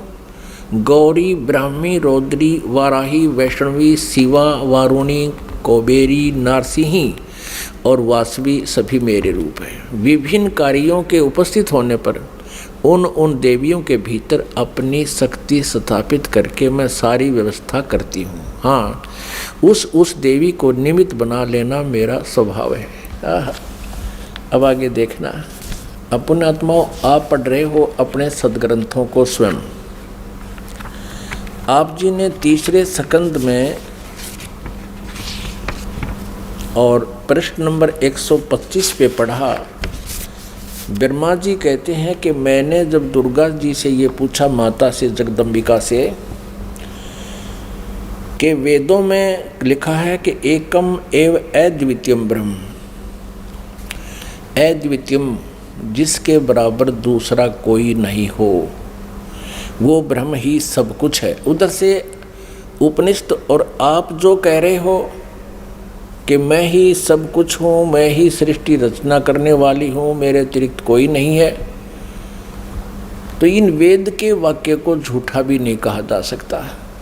अनुभव हमारा बताता है कि परमात्मा निराकार है और वेद बताते हैं कि वो साकार है, तो हमारे अनुभव में और यथार्थता में बहुत विरोध है। तो क्या वो ब्रह्म आप ही हो या कोई और है? ब्रह्मा जी ने पूछा। अब दुर्गा पहले तो बहकाती है उनको कि उस ब्रह्म में और मेरे में कोई अंतर नहीं है, मैं ही वही हूँ, वो मैं ही हूँ। हम दोनों का सूक्ष्म भेद जो जानता है वो परम पुरुष है, विद्वान पुरुष है, तत्वदर्शी है। आगे फिर देखना 129 पृष्ठ पे है, बिल्कुल स्पष्ट हो जाता है। देखिएगा, हम तीसरा स्कंद पढ़ रहे हैं, संक्षिप्त देवी भागवत का, पृष्ठ नंबर 129 पर है। यहाँ देखिएगा, यों सृष्टि कर्म मैंने संक्षेप में तुम्हें बतला दिया। यह देवी कह रही है, दुर्गा बता रही है। यहाँ देवी का प्रवचन चल रहा है। देवी ने कहा, ये देवी बता रही है, यों 129 पृष्ठ पे, यों सृष्टि क्रम मैंने संक्षेप में तुम्हें बतला दिया। महानुभाव देवताओं, ब्रह्मा विष्णु और शिव को दुर्गा कह रही है, अब मेरा कार्य सिद्ध करने के लिए विमान पर बैठकर तुम लोग शीघ्र पधारो जाओ। कोई कठिन कार्य उपस्थित होने पर जब तुम मुझे समन करोगे तब मैं सामने आ जाऊंगी। देवताओं, मेरा और सनातन परमात्मा का ध्यान तुम्हें सदा करते रहना चाहिए। अब यहाँ ये दो हो गए, तब तो कह रही थी मैं ही सब कुछ हूँ, और अब ये कह रही है दो, मेरा और ये दुर्गा ब्रह्म को ही सनातन परमात्मा बता रही है। हम दोनों का आगे दो, हम दोनों का स्मरण करते रहोगे तो तुम्हारे कार्य सिद्ध होने में किंचित मात्र भी संदेह नहीं रहेगा। ब्रह्मा जी कहते हैं, इस प्रकार कहकर भगवती जगदम्बिका ने हमें विदा कर दिया। उन्होंने शुद्ध चरित्र वाली शक्तियों में से भगवान विष्णु के लिए लक्ष्मी को, शंकर के लिए महाकाली को और मेरे लिए महासरस्वती को पत्नी बनने की आज्ञा दे दी। अब उस स्थान से हम चल पड़े और दूसरे स्थानों पर हम तीनों की पुरुष रूप से प्रतिष्ठा हुई। आप जी को इस दास ने परमेश्वर कबीर जी द्वारा रची हुई सृष्टि और ये सारे ब्रह्मांडों की रचना कब कब कैसे हुई वो सारी बताई थी। इस दास ने आपको मौखिक सुनाया था, वर्बली सुनाई थी, और आज इन सदग्रंथों ने, हमारे शास्त्रों ने प्रमाणित कर दिया कि जो 600 वर्ष पहले परमेश्वर कबीर जी ने हमें ज्ञान दिया था वो आज हमारे सदग्रंथों में विद्यमान है। और ये नकली गुरु आचार्य झूठे, वेद ज्ञानहीन, शास्त्रों के ज्ञान से हीन हैं, और ये कहते हैं ब्रह्मा विष्णु महेश अजर व अमर हैं, इनके कोई माता पिता नहीं, ये सर्वेश्वर हैं, महेश्वर हैं। अब ये तो कंसेप्ट क्लियर हो गया दुर्गा का कि दुर्गा इनकी माता है, फाइनल हो गया। और तीनों का विवाह कर दिया दुर्गा ने, अपने ही 3 रूप बना करके। ये खुद कहती है कि मैं एक से अनेक हो जाती है ये देवी, और 3 रूप धारण करके इसने तीनों पुत्रों का विवाह कर दिया। अब समस्या रहेगी कि इनका पिता कौन है। इस कंसेप्ट को क्लियर करेगा, इस रहस्य को, इस शंका का समाधान जो है शिव पुराण करेगी। आओ आपको पढ़ाते हैं अपने पवित्र शास्त्र, जिनको ये नकली हिंदू धर्म के नकली गुरु आज तक नहीं पढ़ सके, ना समझ सके। इन्होंने केवल संस्कृत भाषा का ज्ञान था, तत्व ज्ञान नहीं था। और हम इनको मानते रहे कि ये संस्कृत भाषा के जानने वाले ऋषि, महर्षि, ब्राह्मण हैं, और इन्होंने वेदों और पुराणों को ठीक पढ़ा होगा, इन्होंने सही बताया होगा हमको। और परमात्मा कबीर देव जी, कबीर साहब जी, वो धानक रूप, जुल्हा रूप में आए थे बनारस में। वो 600 वर्ष पहले कहा करते, ये झूठ बोलते हैं सभी, ये सदग्रंथों से परिचित नहीं है, ये परमात्मा की परिभाषा से परिचित नहीं है। तो उस समय हमें विश्वास नहीं हो पाया, क्योंकि ये झूठे गुरु आचार्य कहा करते थे कि कबीर तो अशिक्षित है, ये संस्कृत भाषा जानता नहीं, ये झूठ बोलता है ब्रह्मा विष्णु महेश के बारे में, ये इनकी जन्म मृत्यु बताता है, इनके माता पिता के बारे में कहता है। कबीर जी झूठ बोलते हैं। आए हाय। कबीर परमेश्वर जी ने अपने प्यारी आत्मा धर्मदास जी से कहा था कि धर्मदास, कलयुग के जब 5505 वर्ष बीत जाएंगे तब ये मेरी बात सच्ची होंगी जो आज मैं तुझे बता रहा हूँ। क्या? अब मैं तुमसे कहूँ चताई, त्रिदेवन की उत्पत्ति भाई। माँ अष्टंगी पिता निरंजन, ये जमदारुण वंशन अंजन। 3 पुत्र अष्टंगी जाए, ब्रह्मा विष्णु शिव नाम धराए। जो आज मैं तुझे बता रहा हूँ कि ये ब्रह्मा विष्णु महेश की माता दुर्गा है और पिता ज्योति निरंजन है, ये काल क्षर पुरुष है। ये मेरा जो वचन है आज से 5505 वर्ष के बाद जब कलयुग बीत जाएगा तब ये सच्चा होगा। अब आज जो है कलयुग का आज ये वो समय आ गया है। 5500 जो बनता है वो सन 2000 में बनता है, ईसा पूर्व ईस्वी में। आपको प्रमाण देते हैं थोड़ा, आप जी को ये कंसेप्ट क्लियर करते हैं कि वर्तमान में कलयुग का 5500 वर्ष चल रहे हैं। 5511 चल रहा है ये समझ लो आज। और इससे 5 वर्ष पहले सन 2000 में 5505 वर्ष हो जाते हैं। आपको प्रमाणित करते हैं, ये देखिएगा। एक ये हिमालय तीर्थ है, ये पुस्तक का नाम है हिमालय तीर्थ, और ये शंकराचार्य वालों की परंपरा से प्रकाशित है। हिमालय तीर्थ जेपी नंबूरी उप मुख्य कार्यकारी अधिकारी श्री बद्रीनाथ केदारनाथ मंदिर समिति ट्रैक्स एंड ट्रुक्स कलकत्ता, इतने से। ये पहला प्रकाशन 2009 में हुआ है। प्रकाशक है रंजू चक्रवर्ती,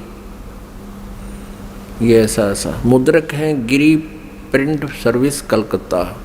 अब इसके पृष्ठ नंबर 42 पर आपको दिखाते हैं। पृष्ठ नंबर 42 पुस्तक है हिमालय तीर्थ, और यहाँ देखना शंकराचार्य का विवरण है। आदि केदारेश्वर के समक्ष शंकराचार्य जी की दिव्य संगमरमर की मूर्ति है। शिव रहस्य के अनुसार एक पुस्तक है शिव रहस्य, उसका इस संस्कृत में लिखा है। त्रिसहस्र वर्षाणाम शंकरो यति, अर्थात कलयुग के 3000 वर्ष व्यतीत होने पर बौद्ध मीमांसकों के मत पर विजय प्राप्ति के लिए शंकर यति के रूप में आविर्भूत होंगे। यानी शंकर भगवान ही आदि शंकराचार्य के रूप में कलयुग के 3000 वर्ष व्यतीत होने पर बौद्ध मीमांसकों के मत पर विजय प्राप्ति के लिए शंकर यति के रूप में आविर्भूत होंगे। शंकराचार्य के दर्शन के उपरांत ये आगे लिखा है। अब हम दूसरा आपको दिखाते हैं। अब इससे सिद्ध हो गया कि जब कलयुग 3000 वर्ष व्यतीत हो चुका होगा उस समय आदि शंकराचार्य जी का जन्म होगा। अब ये प्रत्यक्ष प्रमाण ये कर रही है दूसरी पुस्तक कि ईसा से 508 वर्ष पूर्व, ईसा जी के से 508 वर्ष पहले शंकराचार्य जी का जन्म हुआ। अब देखो, ये एक पुस्तक है ज्योतिर्मय ज्योतिर्मठ। ये हैं आदि शंकराचार्य जी, और ये हैं इनके बाद अब जो वर्तमान में श्री स्वरूपानंद जी शंकराचार्य, ये 2 पीठों के शंकराचार्य हैं, दोनों का 4 दिन के पास है। ये पुस्तक है ज्योतिर्मय ज्योतिर्मठ, और यहाँ देखना जनवरी 2007 में यह छपी है। संरक्षक हैं अनंत श्री विभूषित ज्योतिष पीठाधीश्वर एवं द्वारका शारदा पीठाधीश्वर, 2 के हैं ये मालिक। जगत गुरु शंकराचार्य स्वामी श्री स्वरूपानंद सरस्वती जी महाराज। संपादक एवं लेखक एवं संकलनकर्ता हैं विष्णुदत्त शर्मा, अध्यक्ष आध्यात्मिक उत्थान मंडल दिल्ली।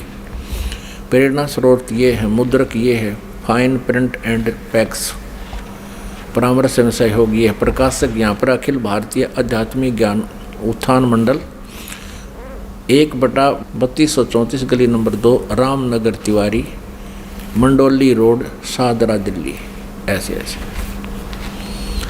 अब इसके प्रश्न नंबर 11 आप आपको दिखाते हैं। आदि शंकराचार्य का संक्षिप्त जीवन परिचय।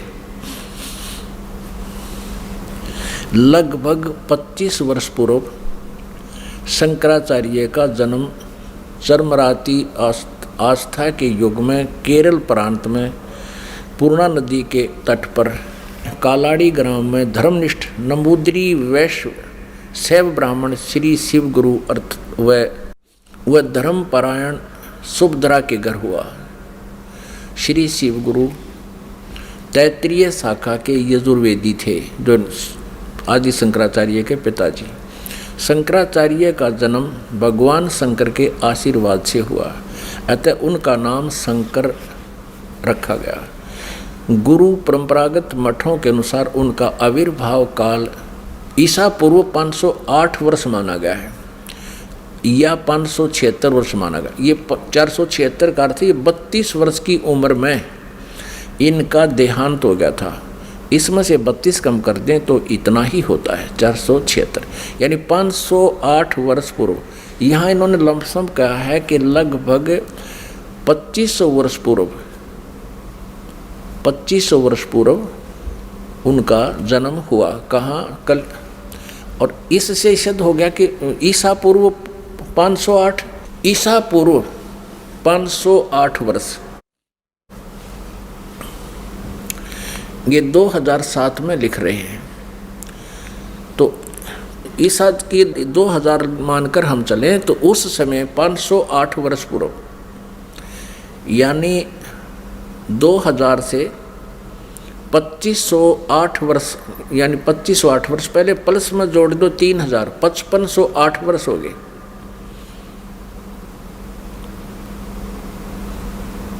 और 1994 से इस दास ने ये नामदान की आज्ञा हुई। सन 2000 में कृपा हुई, परमात्मा ने दया बख्शी, इन सदग्रंथों को देखा। 2000 के बाद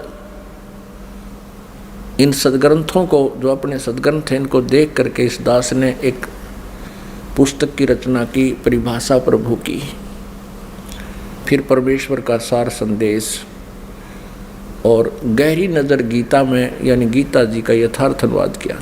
तो परमात्मा ने कहा था कि जब कलयुग के 5505 वर्ष बीत जाएंगे, उस समय मेरी ये आज की कही हुई बातें सच्ची होंगी। धर्मदास, क्या कही थी परमात्मा ने कि ब्रह्मा विष्णु महेश नाशवान हैं, इनकी जन्म मृत्यु होती है। ब्रह्मा विष्णु महेश जी के पिता ज्योति निरंजन क्षर पुरुष ये काल हैं, और माता इनकी या देवी दुर्गा है। लेकिन उस समय किसी ने नहीं माना था। 600 वर्ष पहले सन 1398 से सन 1518 तक परमात्मा 120 वर्ष तक यही ज्ञान देते रहे। लेकिन इन नकली गुरुओं ने, इन हट्ठी आचार्यों ने इस परमात्मा के ज्ञान को हम तक पहुंचने नहीं दिया। परमात्मा कबीर जी कहा करते, ये दुनिया अजब दीवानी, मेरी कही एक ना मानी। देख किसे दीवाने हो रहे हैं नकली गुरुओं के ऊपर, इनकी दंत कथाओं को सच्ची मान रहे हैं, और हम जो सत्य बता रहे हैं उस पर विश्वास नहीं कर पा रहे। तो इसके लिए परमात्मा ने ये समय सेलेक्ट किया था कि एक समय कलयुग आएगा, उस समय सभी जनता को शिक्षित करेंगे, और जनता जब शिक्षित होंगे, श्रद्धालु शिक्षित होंगे, तब सदग्रंथों को स्वयं आँखों देखेंगे और गदगद हो जाएंगे। हमें परमात्मा चाहिए, और हम इन सभी सदग्रंथों को, पवित्र चारों वेदों को, पवित्र 18 पुराणों को, पवित्र श्रीमद् भगवत गीता जी को हम सत्य मानते रहे हैं और सत्य मानते हैं, और उनमें जो लिखा है तो आज हमने उनको स्वीकार करना चाहिए। इन लोक वेद सुनाने वाले इन आचार्यों गुरुओं से हमने पीछा छुटाना चाहिए। इसी में हमारी बुद्धिमता है। और परमेश्वर कबीर जी कहते हैं, जान बूझ साची तजय और करे झूठ ते ने, ताकि संगत है प्रभु स्वप्न में भी ना दे। इतने प्रमाण देखकर भी इन नकलियों से नहीं हटते हैं, सच्चाई को ग्रहण नहीं करते हैं, तो उसके विषय में कहा कि जानबूझ साची तजे और करें झूठ तने ताकि संगत है प्रभु स्वप्न में भी ना दे। फिर इसे निकम्मा तत्व कहते दूर है ठीक, जो इतना कुछ देखकर भी नहीं मान रहे हैं। इन आदि शंकराचार्यों ने भी, इन शंकराचार्यों को भी ब्रह्मा विष्णु महेश की सतिथि का नहीं पता, इनको अजर अमर कहते हैं। तो पुण्यात्मा परमात्मा कबीर जी ने कहा था, एक ना भूला दो ना भूली, ये भूले सब संसारी। अब हम आगे चलते हैं कि श्री ब्रह्मा, श्री विष्णु, श्री शिव जी के अब पिताजी क्लियर करने हैं और उन्हीं की जीवनी में अब शिव पुराण दिखाते हैं आपको। ये देखिएगा शिव पुराण, संक्षिप्त शिव पुराण, सचित्र मोटा टाइप, केवल हिंदी।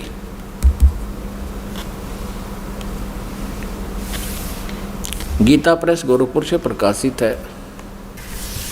संक्षिप्त शिव पुराण, सचित्र मोटा टाइप, केवल हिंदी। संपादक हनुमान प्रसाद पोदार।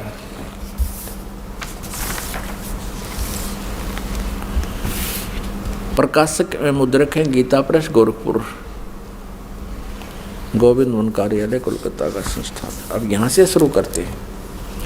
ये रुद्र संहिता 98वां पृष्ठ शुरू करेंगे हम। संक्षिप्त शिव पुराण, ये रुद्र संहिता का 5वां अध्याय यहाँ समाप्त होता है। अपने पुत्र नारद की यह बात सुनकर लोक पितामह ब्रह्मा वहाँ इस प्रकार बोले।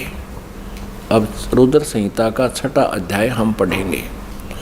ब्रह्मा जी ने कहा, ब्रह्मन देव शिरोमणे, तुम सदा समस्त जगत के उपकार में लगे रहते हो। तुमने लोगों के हित के कामना से ये बहुत उत्तम बात पूछी है।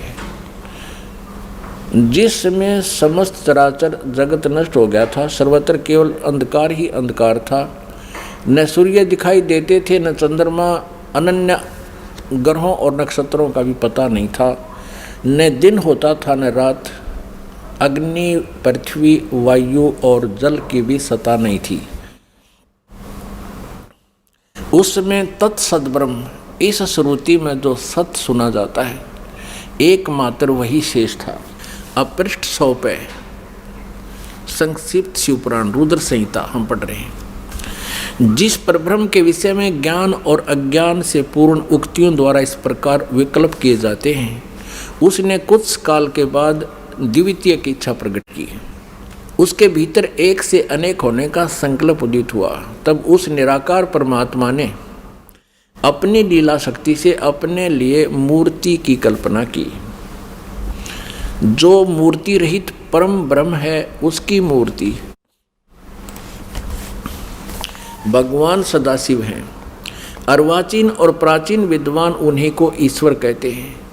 उस समय एकाकी रहकर स्वेच्छानुसार विहार करने वाले उन सदाशिव ने अपने विग्रह से स्वयं ही एक स्वरूप भूता शक्ति की सृष्टि की, जो उनके अपने श्री अंग से कभी अलग होने वाली नहीं थी।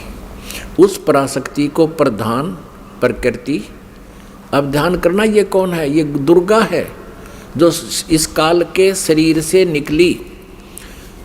उस समय एकाकी रहकर स्वेच्छानुसार विहार करने वाले सदाशिव ने, सदाशिव कौन है? ये काल है।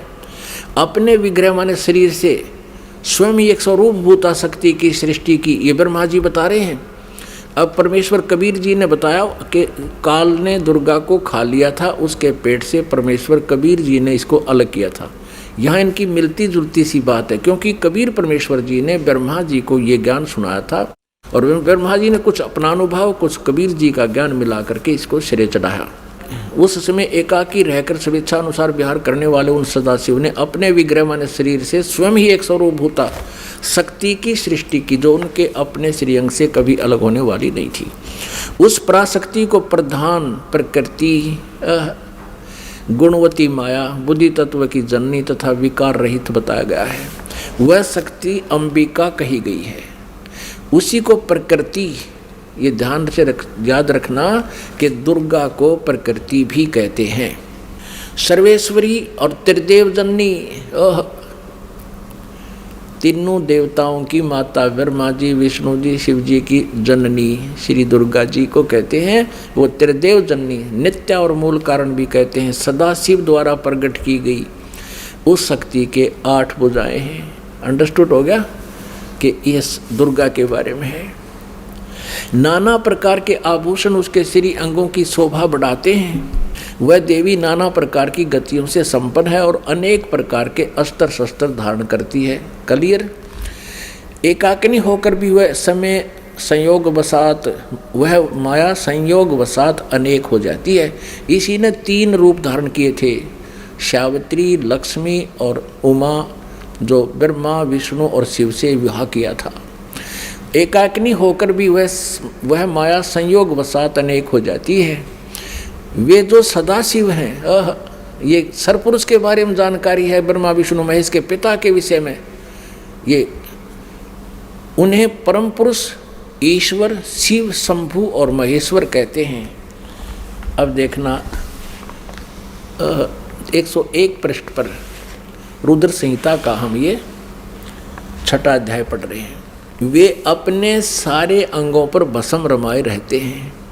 उन काल रूपी ब्रह्म ने, इसे काल कहो चाहे ब्रह्म कहो, सर्वपुरुष कहो, ज्योति निरंजन कहो, उन काल रूपी ब्रह्म ने एक ही समय शक्ति के साथ, नाथ नहीं है, शक्ति के साथ यानी दुर्गा के साथ शिवलोक नामक अक्षेत्र का निर्माण किया था। उस उत्तम अक्षेत्र को काशी कहते हैं। वह परम निर्वाण या मोक्ष का स्थान है जो सबके ऊपर विराजमान है। वे प्रिया और प्रियतम रूप शक्ति और शिव। प्रिया और प्रियतम यानी पत्नी और पति रूप में दुर्गा और ये काल रूपी ब्रह्म कहो चाहे इसको सदाशिव कहो, ब्रह्मा विष्णु महेश का पिता। दुर्गा और काल जो परमानंद स्वरूप है उस मनोरम क्षेत्र में नित्य निवास करते हैं। शिव और शिवाने, शिव यहाँ ये काल रूपी ब्रह्म है क्योंकि शिव का रूप धारण भी कर लेता है ये अपने पुत्र जैसा, क्योंकि अपने वास्तविक रूप में कभी किसी के समक्ष नहीं आता। ये शिव यानी इस काल रूपी ब्रह्म ने, ये काल रूपी ब्रह्म ने, शिव और शिवाने, काल और दुर्गा ने प्रलय काल में भी उस अक्षेत्र को अपने सानिध्य से मुक्त नहीं किया है। देव से ब्रह्मा जी बता रहे हैं नारद को, एक समय उस आनंद वन में रमण करते हुए शिवा और शिव के मन में, काल और दुर्गा के मन में, दुर्गा और काल के मन में, सरपुरुष के मन में यह इच्छा हुई कि किसी दूसरे पुरुष की सृष्टि करनी चाहिए, यानी कोई बच्चा उत्पन्न करना चाहिए, लड़का, जिस पर यह सृष्टि संचालन का महान भार रखकर हम दोनों केवल काशी में रहकर इच्छा अनुसार विचरें और निर्वाण धारण करें। ऐसा निश्चय करके शक्ति सहित सर्वव्यापी परमेश्वर शिव ने, इस काल रूपी ब्रह्म ने दुर्गा के साथ रमण किया। अपने वाम भाग के 10वें अंग पर अमृत मल दिया, पति पत्नी व्यवहार किया। फिर तो वहाँ से एक पुरुष प्रकट हुआ, एक पुत्र की उत्पत्ति हुई। देखना 102 पृष्ठ पे संक्षिप्त शिव पुराण हम पढ़ रहे हैं। अब यहाँ पुत्र जो उत्पन्न हुआ इस काल रूपी ब्रह्म ने यानी शिव ने कहा, वत्स व्यापक होने के कारण तुम्हारा विष्णु नाम विख्यात हुआ। अब दुर्गा और काल से जो पुत्र उत्पन्न हुआ उसका नाम विष्णु रखा। ये आपने 6वां अध्याय पढ़ लिया रुद्र संहिता का। पुण्यात्माओं, ये अपने वही सदग्रंथ हैं जिनके आधार मानकर हम ये ज्ञान ग्रहण करते थे। ये आचार्य ब्राह्मण गुरु हमें ये बताया करते थे कि शिव पुराण में ऐसा लिखा है, हम इसलिए आपको बता रहे हैं। विष्णु पुराण में ऐसा लिखा है, देवी पुराण में ऐसा लिखा है। तो हम सोचा करते थे ये जो बता रहे हैं दंत कथा शायद ऐसा ही लिखा होगा क्योंकि ये संस्कृत जानते हैं। आज ये सदग्रंथ उनके लोक वेद के विपरीत ज्ञान बता रहे हैं। अब इसमें स्पष्ट हो गया, काल रूपी ब्रह्म सरपुरुष कहो, ज्योति निरंजन कहो, इसे काल कहो या इसे सदाशिव कहो, ये ब्रह्मा विष्णु महेश का पिता है। और दुर्गा कहो, प्रकृति कहो, और ये इनकी माता है। इन दोनों के संयोग से श्री विष्णु जी की उत्पत्ति हुई, ये अपनी शिव पुराण स्पष्ट कर रहे हैं। और रुद्र संहिता का 6वां अध्याय। अब आपको 7वें अध्याय में ब्रह्मा जी कहते हैं फिर मेरी उत्पत्ति भी ऐसे की, दुर्गा और काल ने दोनों ने मिलकर ब्रह्म ने। देखिए ये रुद्र संहिता है और ये हमने 6वां अध्याय यहाँ तक पढ़ लिया। अब 7वां देखते हैं, 103 पृष्ठ पे। ब्रह्मा जी कहते हैं देवर से, ब्रह्मा जी कहते हैं नारद को देवर से, तत्पश्चात कल्याणकारी परमेश्वर साव सदाशिव ने पूर्ववत प्रयत्न करके, जैसे विष्णु जी को उत्पन्न किया, मुझे अपने दाहिने अंग से उत्पन्न किया, उन परमेश्वर ने मुझे तुरंत ही अपनी माया से मोहित करके नारायण देव के नाभि कमल में डाल दिया और लीला पूर्वक मुझे वहाँ से प्रकट किया। इस प्रकार उस कमल के पुत्र के रूप में मुझ हिरण्यगर्भ का जन्म हुआ। अब पुण्यात्माओं, यहाँ पर अनुवाद करता थोड़ा सा विचलित हो गया। अब उसने सोचा कि भाई अब शिव से शिव की उत्पत्ति कैसे लिखूं, क्योंकि अनुवाद करता भी तत्व ज्ञान से परिचित नहीं था। लेकिन कहते हैं सच्चाई छुपती नहीं, चोर चुरावे तुमबड़ी गाड्डे पानी में, वो गाड्डे हुआ ऊपर आवे न, सच्चाई छानी ना। अब देखना, इसी रुद्र संहिता हम पढ़ रहे हैं, श्री शिव पुराण में प्रमाण दिखाते हैं आपको। ये वही रुद्र संहिता चल रही है और संक्षिप्त शिव पुराण 110 पृष्ठ पे हम अब यहाँ देखेंगे 9वां अध्याय का यहाँ अंत होता है, लास्ट है।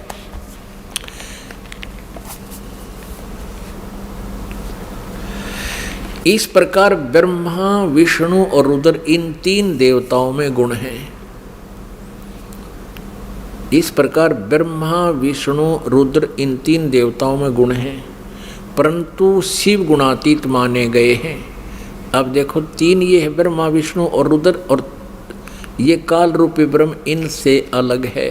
4 हो गए। और स्पष्ट करते हैं, एक बार श्री ब्रह्मा जी और श्री विष्णु जी का इस बात पर झगड़ा हो गया कि ब्रह्मा जी कहते हैं कि मैं सृष्टि का रचनहार हूँ और विष्णु तू मेरे से उत्पन्न हुआ है, तू मेरा पुत्र है। विष्णु जी कहते हैं कि तू मेरी नाभि कमल से उत्पन्न हुआ है, तू मेरा पुत्र है। इससे इन दोनों का आपस में युद्ध हो गया। उस झगड़े का निपटारा करने के लिए इस काल रूपी ब्रह्म ने, इनके पिता ने इनके बीच में एक स्तंभ गाड़ दिया, एक लिंग खड़ा कर दिया तेजों में स्तंभ, बहुत लंबा, उसका कोई और छोर इन दोनों को नहीं मिला। तो इनका युद्ध तो बंद हो गया, उसकी खोज करने लगे कितना लंबा चौड़ा है। अंत में कहते हैं फिर कुछ देर के बाद ये शिव रूप में इसने प्रतिज्ञा की है काल ने कि मैं अपने वास्तविक रूप में कभी किसी को दर्शन नहीं दूंगा। इसलिए ये कभी ब्रह्मा रूप धारण कर लेता है, कभी विष्णु रूप धारण कर लेता है, कभी शिव जी का रूप धारण कर लेता है। तो वहाँ शिव जी रूप में आकर प्रकट हो गया और इन दोनों से कहा कि पुत्रों, तुमने अपने आप को भुला दिया है और तुमने जो सृष्टि और सतीथि के जो डिपार्टमेंट मुझसे लिए हैं, ये तुमने तप करके लिए हैं। और इसी प्रकार रुद्र और महेश्वर ने भी अलग अलग विभाग मुझसे प्राप्त किए। अब आपको दिखाते हैं विद्वेश्वर संहिता में, यही शिव पुराण, ये संक्षिप्त शिव पुराण गीता प्रेस गोरखपुर से प्रकाशित है और वही हम पढ़ रहे हैं, पहले जो आपको दिखाया था हनुमान प्रसाद पोदार इसके संपादक हैं। अब हम फिर विद्वेश्वर संहिता पढ़ते हैं। ये विद्वेश्वर संहिता अब पृष्ठ नंबर 24 पे थोड़ी सी झलक दिखाएंगे। ये एक तेजों में लिंग यानी स्तंभ इनके बीच में खड़ा कर दिया काल भगवान ने, ब्रह्मा जी और विष्णु जी के। फिर ये स्वयं प्रकट हो गया। ये 25 पृष्ठ पे हम पढ़ेंगे। ब्रह्मा और विष्णु ने पूछा, प्रभु सृष्टि आदि 5 कृत्यों के लक्षण क्या हैं, यह हम दोनों को बताइए। भगवान शिव बोले, ये काल रूपी ब्रह्म सदाशिव इनका पिता बोला, मेरे कर्तव्यों को समझना अत्यंत गहन है, तथापि मैं कृपा पूर्वक तुम्हें उनके विषय में बता रहा हूँ। ब्रह्मा और अच्युत, सृष्टि, पालन और संहार, तिरोभाव और अनुग्रह, ये 5 ही मेरे जगत संबंधी कार्य हैं जो नित्य सिद्ध हैं। अब 26 पृष्ठ पे, ये 25 पे पढ़ा, अब 26 पे। अब यहाँ आइएगा। पुत्रों, तुम दोनों ने तपस्या करके प्रसन्न हुए मुझ परमेश्वर से। ब्रह्मा और विष्णु को ये सदा शिव काल रूपी ब्रह्म कह रहा है, पुत्रों तुम दोनों ने तपस्या करके प्रसन्न हुए मुझ परमेश्वर से सृष्टि और सतिथि नामक 2 कृत प्राप्त किए, यानी 2 विभाग प्राप्त किए हैं। ये दोनों तुम्हें बहुत प्रिय हैं। इस प्रकार मेरी विभूति स्वरूप, अब वहाँ शिव के रूप में खड़ा था ये काल, मेरी विभूति स्वरूप रुद्र और महेश्वर ने 2 अन्य उत्तम कृत, ये मैं नहीं है, ने संहार और तिरोभाव मुझसे प्राप्त किए। यहाँ देखो 2 तो ये हो गए, विष्णु और ब्रह्मा।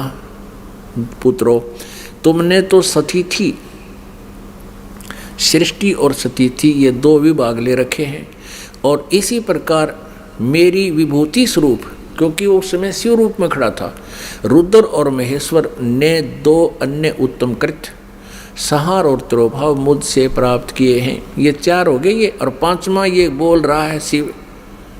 आगे देखो, ये स्पष्ट ये काल बोल रहा है, ब्रह्म बोल रहा है, सरपुरुष बोल रहा है। यहाँ से आइएगा, इसी के यानी 26 पृष्ठ पे हम पढ़ रहे हैं विद्वेश्वर संहिता का।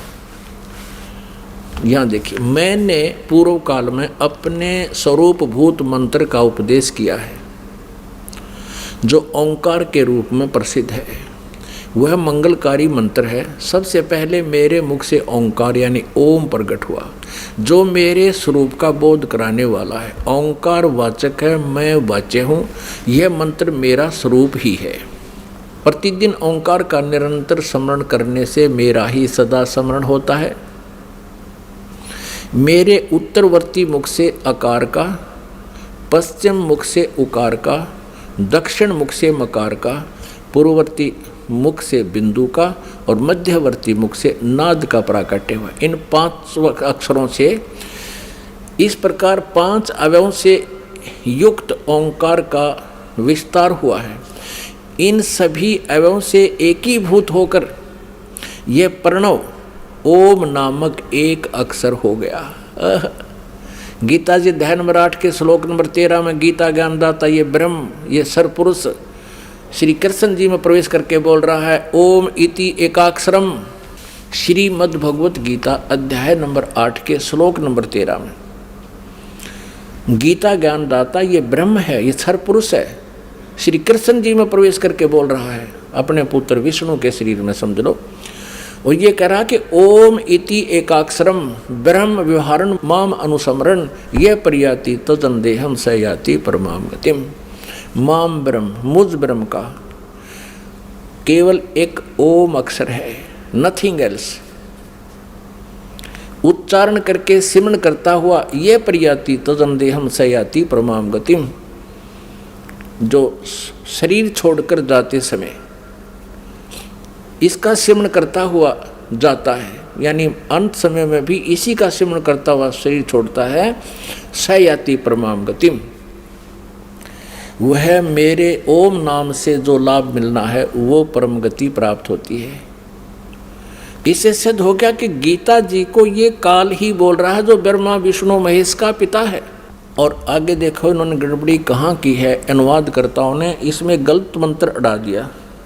हम इसको यहाँ पढ़ रहे हैं, इन सभी एवं से एकीभूत होकर वह प्रणव ओम नामक एक अक्षर हो गया। और गीता जी अध्याय नंबर 8 के श्लोक नंबर 13 में भी कहा है ओम इति एकाक्षरम ब्रह्म व्यवहारण माम अनुसमरण यह प्रयाति तदंदेहम सयाति परमाम गति।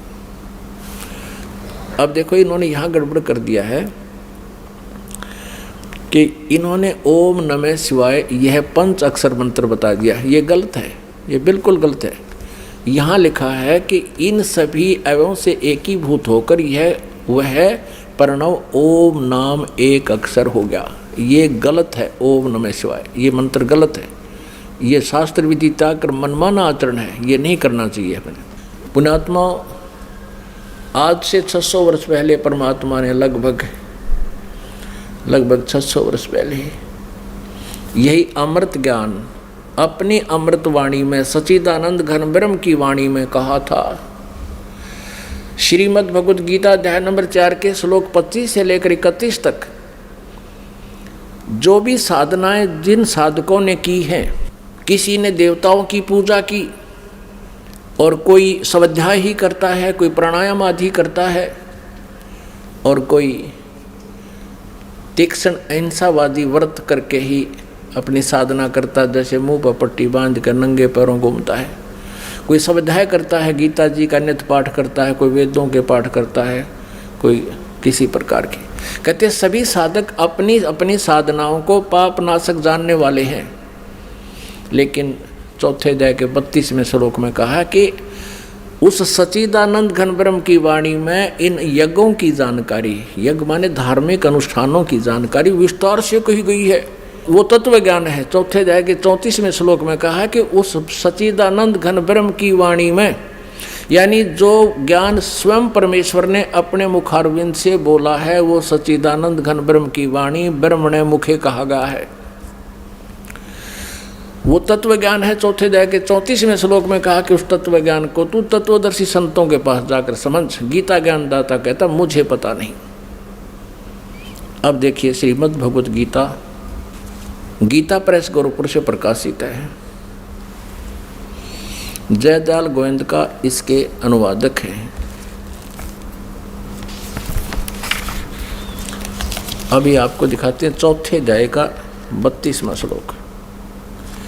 अब हम पहले थोड़ा सा चौथे अध्याय का 25 से शुरू करेंगे, अच्छा समझ में आएगा। ये देखिएगा, अध्याय नंबर 4 श्रीमद् भगवद गीता। इस 25 में कहा है कि दूसरे योगीजन देवताओं के पूजन रूपी यज्ञ का भली भांति अनुष्ठान करते हैं। प्रउपास्ते माने पूजते हैं।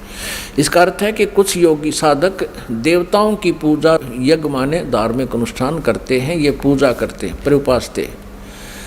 और अन्य दूसरे ब्रह्म अग्नौ यानी ब्रह्म की साधना करते हैं। ब्रह्म ये अपने हिसाब से लिख रहे हैं और यज्ञ के द्वारा ही आत्म स्वरूप का हवन किया करते हैं। 26 में कहा है अन्य साधक, योगी जन माने साधक, श्रोत्र आदि समस्त इंद्रियों को संयम रूप अग्नि में हवन किया करते हैं, यानी ज्ञान इंद्रियों को ही ये रोकने की चेष्टा करते हैं। दूसरे एक शब्द आदि पर, ये 26वें श्लोक में चौथे अध्याय के, समस्त विषयों को इंद्रिय रूप अग्नि में हवन किया करते हैं 27 में।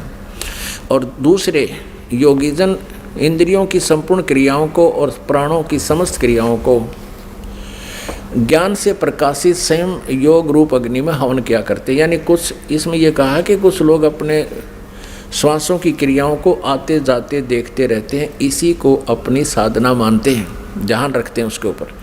28 में कहा है कि कई पुरुष धर्म संबंधी यज्ञ करने वाले भंडारे कर दिए कि धर्मशाला बनवा दी, और कुछ तपस्या करते रहते हैं और दूसरे योग रूप यज्ञ करने वाले या केवल आसन, योगासन, योगा करते रहते हैं, इसी को अपना मोक्ष मानते हैं। ये 28 पढ़ रहे हैं हम, 28। और दूसरे कितने ही आचार्य ना कितने ही अहिंसावादी तीक्ष्ण व्रतों से युक्त यत्नशील पुरुष स्वाध्याय रूप ज्ञान यज्ञ करने वाले हैं, यानी स्वाध्याय करते हैं। गीता जी का पाठ कर लिया, वेदों का। 29 में कहा है, दूसरे कितने ही साधक योगी जन अपान वायु में प्राण वायु को, यानी प्राणायाम की क्रियाओं को हवन करते हैं, और प्राण वायु को अपान वायु में, और कितने ही नियमित आहार अल्पाहारी रहते हैं। प्राणायाम प्राण पुरुष और प्राण और अपान की गति को रोककर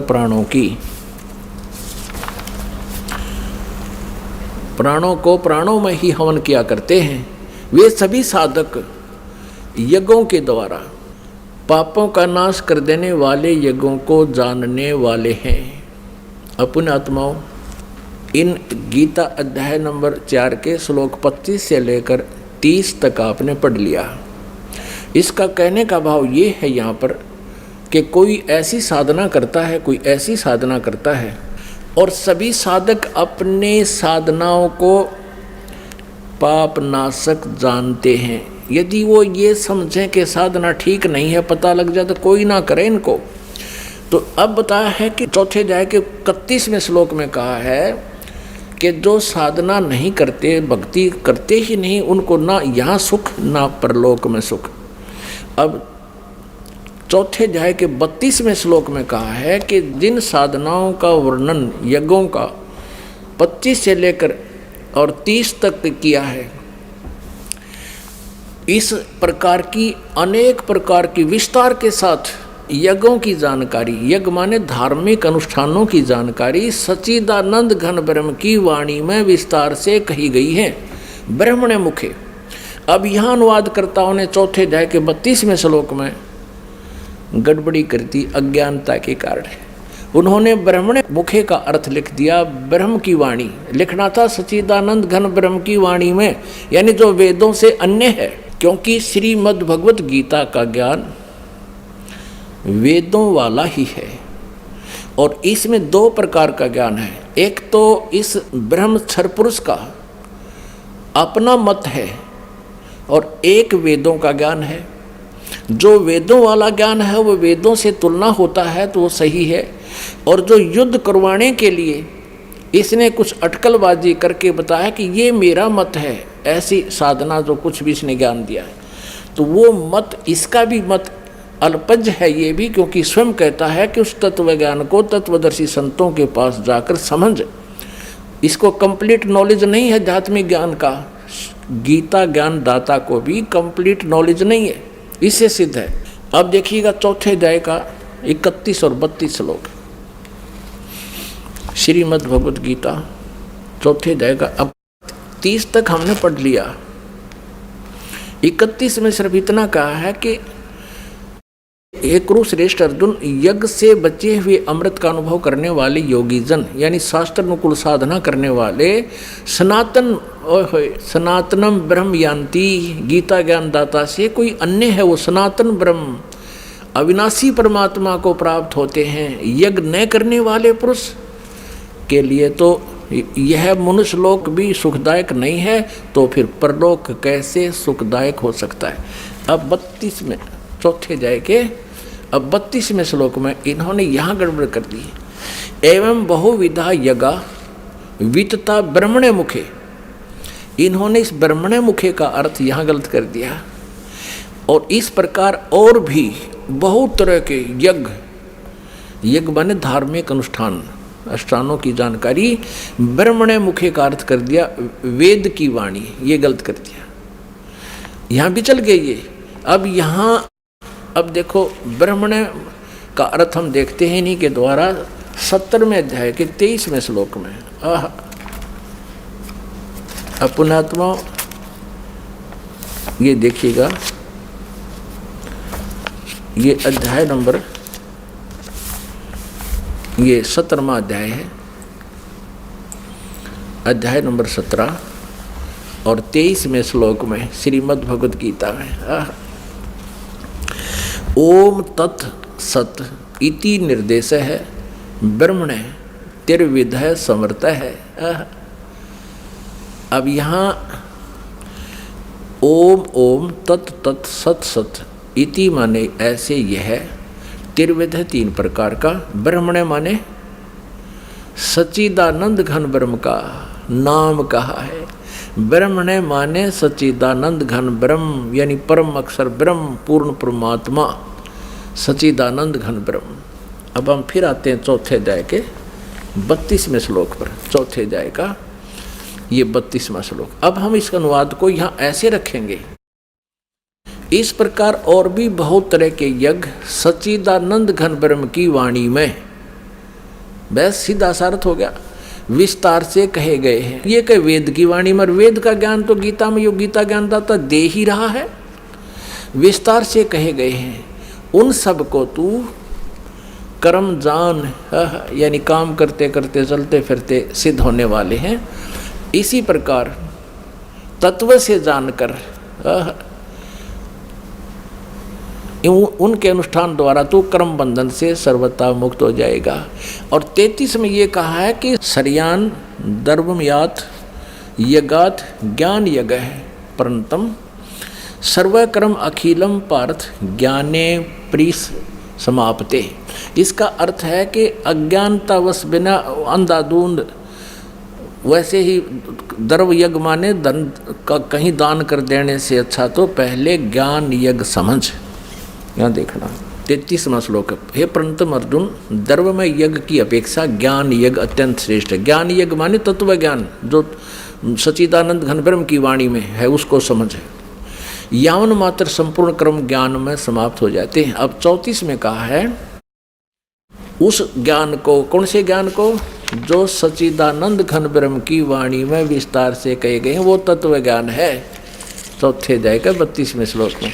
अब चौथे अध्याय के 34वें श्लोक में उस तत्व ज्ञान की जानकारी, चौथे अध्याय के 34वें श्लोक में गीता ज्ञानदाता कहता है उस ज्ञान को जो सच्चिदानंद घन ब्रह्म की वाणी में लिखा हुआ है तू तत्वदर्शी ज्ञानियों के पास जाकर समझ, उनको भली भांति दंडवत प्रणाम करने से, उनकी सेवा करने से और कपट छोड़कर सरलता पूर्वक प्रश्न करने से वे परमात्म तत्व को भली भांति जानने वाले ज्ञानी महात्मा तत्वदर्शी तत्व ज्ञान का उपदेश करेंगे। अपने आत्मा अपने पवित्र सदग्रंथ श्रीमद् भगवद गीता जी कितना निर्णायक ज्ञान दे रहे हैं। और ये अज्ञानी आचार्य गुरु मंडलेश्वर ये ब्राह्मण आज तक इन सदग्रंथों को ना समझ सके और ना हमें समझा सके। दंत कथा लोक वेद सुना रहे हमारे को। कबीर परमेश्वर जी बताते हैं, हमें समझाना चाहते हैं कि पीछे लग गया जाऊं था मैं लोक वेद के साथ, रास्ते में सतगुरु मिल गए, दीपक दे दिया हाथ। लोकवेद ये दंत कथा थी, जैसे हम पहले सुना करते, ब्रह्मा विष्णु महेश अजरो अमर है, इनके कोई माता पिता नहीं, सर्वेश्वर महेश्वर, ओम नमः शिवाय, ओम भगवते वासुदेव मंत्र ये जाप करो। नहीं, गीता जी में केवल लिखा है कि ब्रह्म कहता मेरी साधना करनी है तो ओम नाम है, नथिंग एल्स। ओम इति एक अक्षरम, ओम इति एक अक्षरम ब्रह्म व्यवहारण माम अनुसमरण, नथिंग एल्स। केवल एक ओम अक्षर है मेरा जाप करने का। और सच्चिदानंद घन ब्रह्म परमक्षर ब्रह्म की साधना करने का 17वें अध्याय के 23वें श्लोक में लिखा है कि ओम तत्सत इति निर्देश ब्रह्म त्रिविध समर्थ है। उस सच्चिदानंद घन ब्रह्म की साधना करनी है तो तत्वदर्शी संत बताएंगे, उसके पास वो कोड वर्ड है। ओम तो ब्रह्म का जाप है, और तत् ये अक्षर पुरुष का, जैसे सृष्टि रचना में आपको बताया था कि अचिंत के वचन से अक्षर पुरुष की उत्पत्ति हुई थी, और स्वयं ये परम अक्षर ब्रह्म ओवरऑल कंट्रोलर सबका मालिक कबीर देव है, कबीर साहब, उसका सत मंत्र है। ये 3 मंत्र है, ओम तत्सत। ओम ब्रह्म सरपुरुष का, सरब्रह्म का, और ये अक्षर पुरुष का सांकेतिक है, और सत ये परम अक्षर पुरुष सच्चिदानंद घन ब्रह्म का मंत्र है जाप करने का। इन तीनों की इकट्ठी साधना करनी होती है, और इससे उस परम पिता परमात्मा की प्राप्ति होती है, परम अक्षर ब्रह्म की। ये तत् और सत सांकेतिक शब्द हैं, ये दास बता सकता है। इस पृथ्वी पर किसी के पास ही मंत्र नहीं है, और इस दास से मंत्र प्राप्त करके यदि कोई स्वयं ही स्वयंभू गुरु बनता है तो वो आपका शत्रु है, वो नकली डुप्लीकेट लाइसेंस अर्थात पासपोर्ट बना रहा है, आप भी अपराधी और आपको भी दोषी बना रहा है। अब वो सच्चिदानंद घन ब्रह्म की वाणी में ओए आज से 600 वर्ष पहले लिखा था वो दिखाते हैं कबीर सागर में। ये देखिएगा वो सच्चिदानंद घन ब्रह्म की वाणी, कबीर वाणी, ये कबीर सागर है। ये देखो कितना मोटा, कितना इसमें विस्तार से लिखा गया है। और ये कबीर सागर है, इसके 11 भाग हैं। खेमराज श्री कृष्णदास प्रकाशन बम्बई से ये प्रकाशित है। कबीर सागर, ज्ञान सागर, कबीर पंथी भारत पथिक स्वामी युगलानंद विहारी द्वारा परिष्कृत। ये कबीर पंथियों ने ठीक रखा है इसको। मुद्रक एवं प्रकाशक हैं खेमराज श्री कृष्णदास, अध्यक्ष श्री वेंकटेश्वर प्रेस, खेमराज श्री कृष्णदास मार्ग बम्बई। अब इसमें दिखाते हैं आपको। अब देखिएगा पृष्ठ नंबर, ये है ज्ञान बोध, कबीर सागर में ज्ञान बोध 20 पृष्ठ पर ज्ञान बोध, और इधर है बोध सागर, ज्ञान बोध में बोध सागर में ये 21 पृष्ठ पे है। परमात्मा कबीर साहब ने अपने प्यारी आत्मा धर्मदास को बताया, धर्मदास ये जग बोराना, कोई न जाने पद निर्वाण। निर्वाण पद माने मोक्ष मार्ग। धर्मदास ये जग बोराना, कोई न जाने पद निर्वाण। यही कारण मैं कथा पसारा, जग से कहिए वो राम नियारा। ये नाम गलती से लिखा है, मिसप्रिंट है। यही ज्ञान जग जीव सुनावो, सब जीवों का भरम नसाओ। अब मैं तुमसे कहूँ चिताई, ही त्रिदेवन की उत्पत्ति भाई।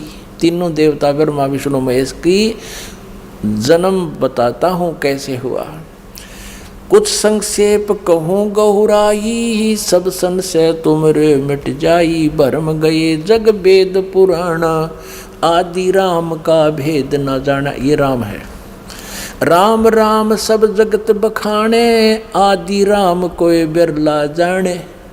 ये कबीर पंथियों भी विचलित थे, इन्होंने भी नहीं समझा परमात्मा को, यहाँ कुछ मिसप्रिंट कर दिया, अपनी सूझबूझ से गड़बड़ी कर दी। उसके लिए गरीबदास साहिब जी को परमात्मा ने वो ज्ञान देकर ये इसको सुचारू करवाया है। यहाँ से स्पष्ट है कि राम राम सब जगत कहे, आदि रामन सनातन परमात्मा सच्चिदानंद घन ब्रह्म को कहते, कोई बिरला जाने। राम राम सब जगत बखाने, आदि राम कोई बिरला जाने।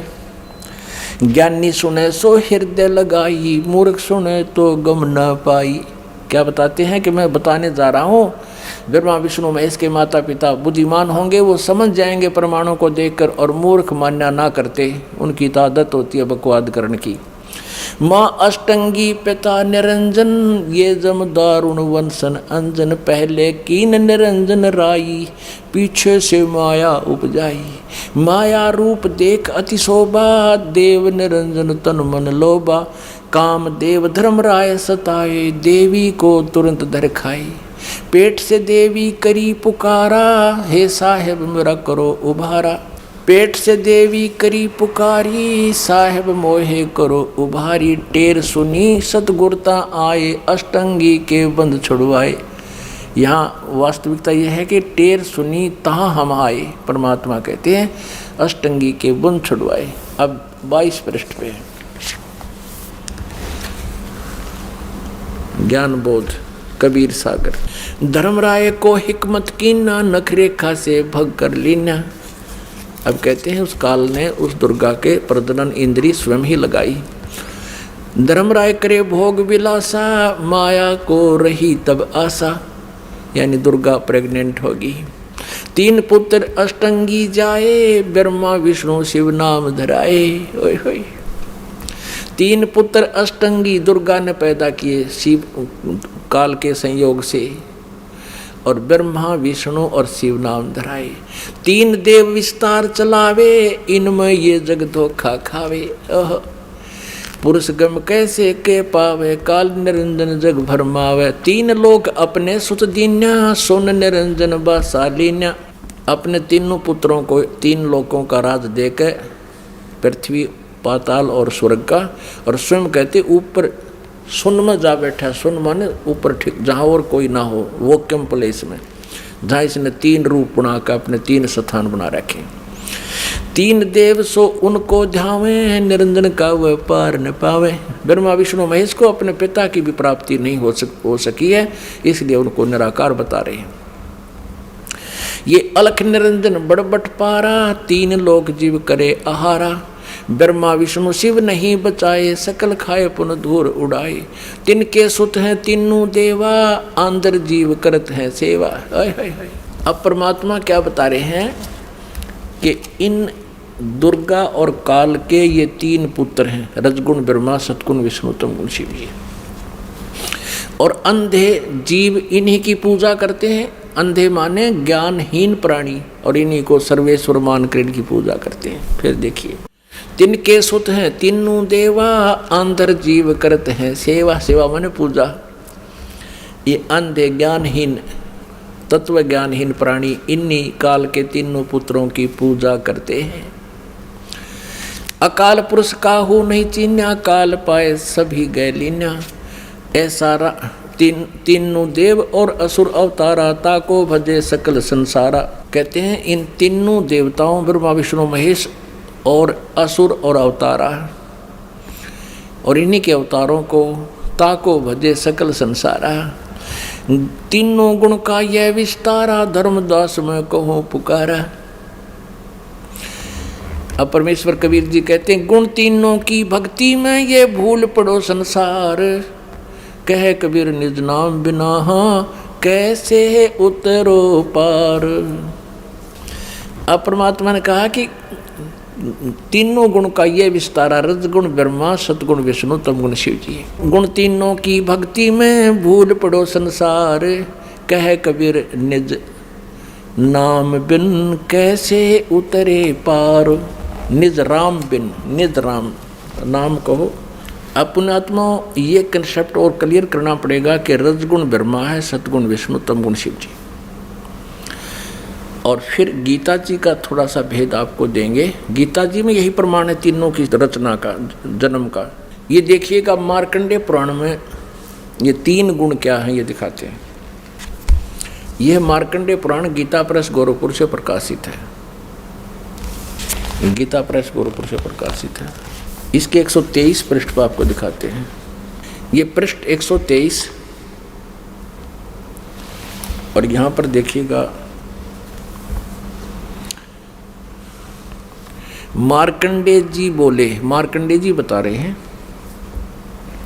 हम यहाँ आ जाते हैं। इस प्रकार, इस तरह स्वयंभू परमात्मा की तीन अवस्थाएं होती हैं। रजोगुण प्रधान ब्रह्मा, तमोगुण प्रधान रुद्र और सत्वगुण प्रधान विश्वपालक विष्णु हैं। ये ही तीन देवता हैं और ये ही तीन गुण हैं। कितना स्पष्ट कंसेप्ट क्लियर हो गया। और भी क्लियर करते हैं, क्योंकि जब तक ये कंसेप्ट कति क्लियर नहीं बोलेगा कि रजगुण ब्रह्मा, सतगुण विष्णु, तमगुण शिव जी, तब तक यह बात सिर चढ़े नहीं कि गुण तीनों की भक्ति में ये भूल पड़ो संसारे। कह कबीर निज नाम बिना कैसे उतरो पार। ये श्रीमद् देवी भागवत हिंदी टीका से थी, इसमें संस्कृत भी साथ है, प्रथम भाग है। और ये कहाँ से प्रकाशित है? अथ देवी भागवतम सभाष्टीकम समातम। यह खेमराज श्री कृष्ण दास प्रकाशन बम्बई 4, यहाँ से प्रकाशित है। अब यहाँ आते हैं इसके तीसरे स्कंद में। अथ श्रीमद् देवी भागवते भाषा टीका युक्ते तृतीय स्कंद है प्रारंभते। अब तीसरा स्कंद प्रारंभ होता है। इसमें प्रश्न नंबर 11 पर यह है 11 पृष्ठ, और भाषा टीका युक्त तृतीय स्कंद अध्याय 5 का और मंत्र नंबर 8 है, ये 7वां यहाँ समाप्त हुआ श्लोक और 8वां प्रारंभ होता है। भगवान शंकर अपनी माता दुर्गा से कह रहे हैं, हे माता, यदि हमारे ऊपर सदा आप दयायुक्त हो तो हमको तमोगुण में किस प्रकार प्रदान किया और ब्रह्मा रजोगुण और हरि सतोगुण युक्त क्यों किए। अब यहाँ देखिएगा, ये संस्कृत है, वो हिंदी पढ़ी संस्कृत है। ये 7वां समाप्त हुआ, 8वां प्रारंभ हुआ। यदि दया धर्मना न सदा अंबिके कथम अहम विहित च। अहम माने मैं किस प्रकार बना दिया। तमोगुण है, तमोगुण। और कमल जय, कमल से उत्पन्न होने वाले ब्रह्मा को रजोगुण संभव, रजोगुण क्यों बनाया। सुवित किमु सतोगुण हरि, और विष्णु जी को आपने सतोगुण क्यों बनाया। आप जी ने श्रीमद देवी भागवत में ये स्पष्ट क्लियर हो गया और श्री शिव पुराण में स्पष्ट हो गया कि प्रकृति और प्रधान दुर्गा को कहते हैं और तीनों गुण रजगुण ब्रह्मा सतगुण विष्णु तमगुण शिव जी। तो अब आप जी को श्रीमद् भगवत गीता में दिखाते हैं कि प्रकृति दुर्गा और इस काल रूपी ब्रह्म जो गीता बोल रहा है श्री कृष्ण में प्रवेश करके, इन दोनों के संयोग से इन तीनों गुणों रजगुण ब्रह्मा सतगुण विष्णु तमगुण शिव जी की उत्पत्ति हुई। देखना, क्योंकि श्रीमद् भगवत गीता दिखाते हैं। श्रीमद् भगवत गीता में आप जी को दिखाते हैं,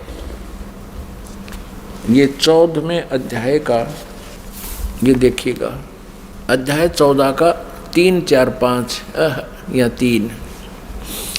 हे अर्जुन, मेरी महत ब्रह्म रूप मूल प्रकृति, प्रकृति दुर्गा सभी प्राणीय भूतों यानी प्राणियों की योनि अर्थात गर्भाधान स्थान है। मैं उस योनि में चेतन समुदाय रूप गर्भ को स्थापन करता हूँ। उस जड़ चेतन के तत्व मन उसके संयोग से सब प्राणियों की उत्पत्ति होती है, भूतों की उत्पत्ति होती है। 4 में, हे अर्जुन, नाना प्रकार की सब योनियों में यानी शरीरों में जितनी मूर्तियां अर्थात शरीरधारी प्राणी उत्पन्न होते हैं, प्रकृति तो उनकी गर्भ धारण करने वाली माता है, उन सब की दुर्गा तो उनकी माता है। मैं बीज स्थापन करने वाला पिता हूँ। आगे देखो 5वें में, हे अर्जुन, सतगुण विष्णु रजगुण ब्रह्मा और तमगुण शंकर, ये प्रकृति से उत्पन्न दुर्गा से उत्पन्न तीनों गुण यानी तीनों देवता अविनाशी जीव आत्मा को शरीर में बांधते हैं, यानी कर्मा उनके अनुसार ये इन तीनों रजगुण ब्रह्मा सतगुण विष्णु तमगुण शिव जी ये दुर्गा से जन्मे हैं, इनका जन्म हुआ है। और कर्मानुसार शरीर में यानी कर्म दंड के आधार से हमें यहाँ पर रखते हैं। अपने आत्माओं, परमात्मा कहा करते थे कि मेरी बात कहते हैं या दुनिया अजब दीवानी, मेरी कही एक ना मानी। क्या कहा करते परमात्मा, निरंजन धन तेरा दरबार, निरंजन धन तेरा दरबार, जहाँ पर तनिक ना न्याय विचार। कबीर परमेश्वर पूर्ण ब्रह्म परम पूज्य कबीर परमेश्वर जी 600 वर्ष पहले कहा करते रहे, काल तेरा नाश जाइयो, तने कैसा जुल्म कर रखा है। इस ज्योति निरंजन को कहा करते थे कि इस तेरे लोक में कितना तिनक भी न्याय नहीं है, तूने सबको भ्रमित कर रखा है, सबको झूठ कपट के आधार से रोक रखा है, और इन झूठे गुरुओं से झूठा ज्ञान तूने जनता के अंतःकरण में बरवा दिया। और ये भोली जनता इन झूठों को सच्चा मानते हैं और मेरी नहीं मानते। निरंजन धन तेरा दरबार, निरंजन धन तेरा दरबार, जहाँ पर तनिक ना न्याय विचार। वैसा ओढ़े मुल मुल खासा गल मोतियों के आर। वैसा ओढ़े मुल मुल खासा गल मोतियों के हार। पति भरता को मिले न खादी ये सूखा निरस आहार। निरंजन धन तेरा दरबार। निरंजन धन तेरा दरबार। जहाँ पर तनिक न न्याय विचार। पाखंडियों की पूजा जग में संत को कहें लबाड़े। पाखंडी की पूजा जग में संत को कहें लबाड़। अज्ञानी को परम विवेकी और ज्ञानी को मूढ़ गंवार। निरंजन धन तेरा दरबार। निरंजन धन तेरा दरबार। जहाँ पर तनिक न न्याय विचार। कह कबीर सुनो भाई साधो या सब उल्टा व्यवहार। कहें कबीर सुनो भाई साधो या सब उल्टा व्यवहार। सच्चे को तो ये झूठा बतावें इन झूठों का एतबार। निरंजन धन तेरा दरबार। निरंजन धन तेरा दरबार। जहाँ पर तनिक न न्याय विचार। कह कबीर सुनो भाई साधो या सब उल्टा व्यवहार। कहें कबीर सुनो भाई साधो या सब उल्टा व्यवहार। सच्चे को तो ये झूठा बतावें और इन झूठों का एतबार। निरंजन धन तेरा दरबार। निरंजन धन तेरा दरबार। जहाँ पर तनिक न न्याय विचार। बोलो सतगुरुदेव की जय।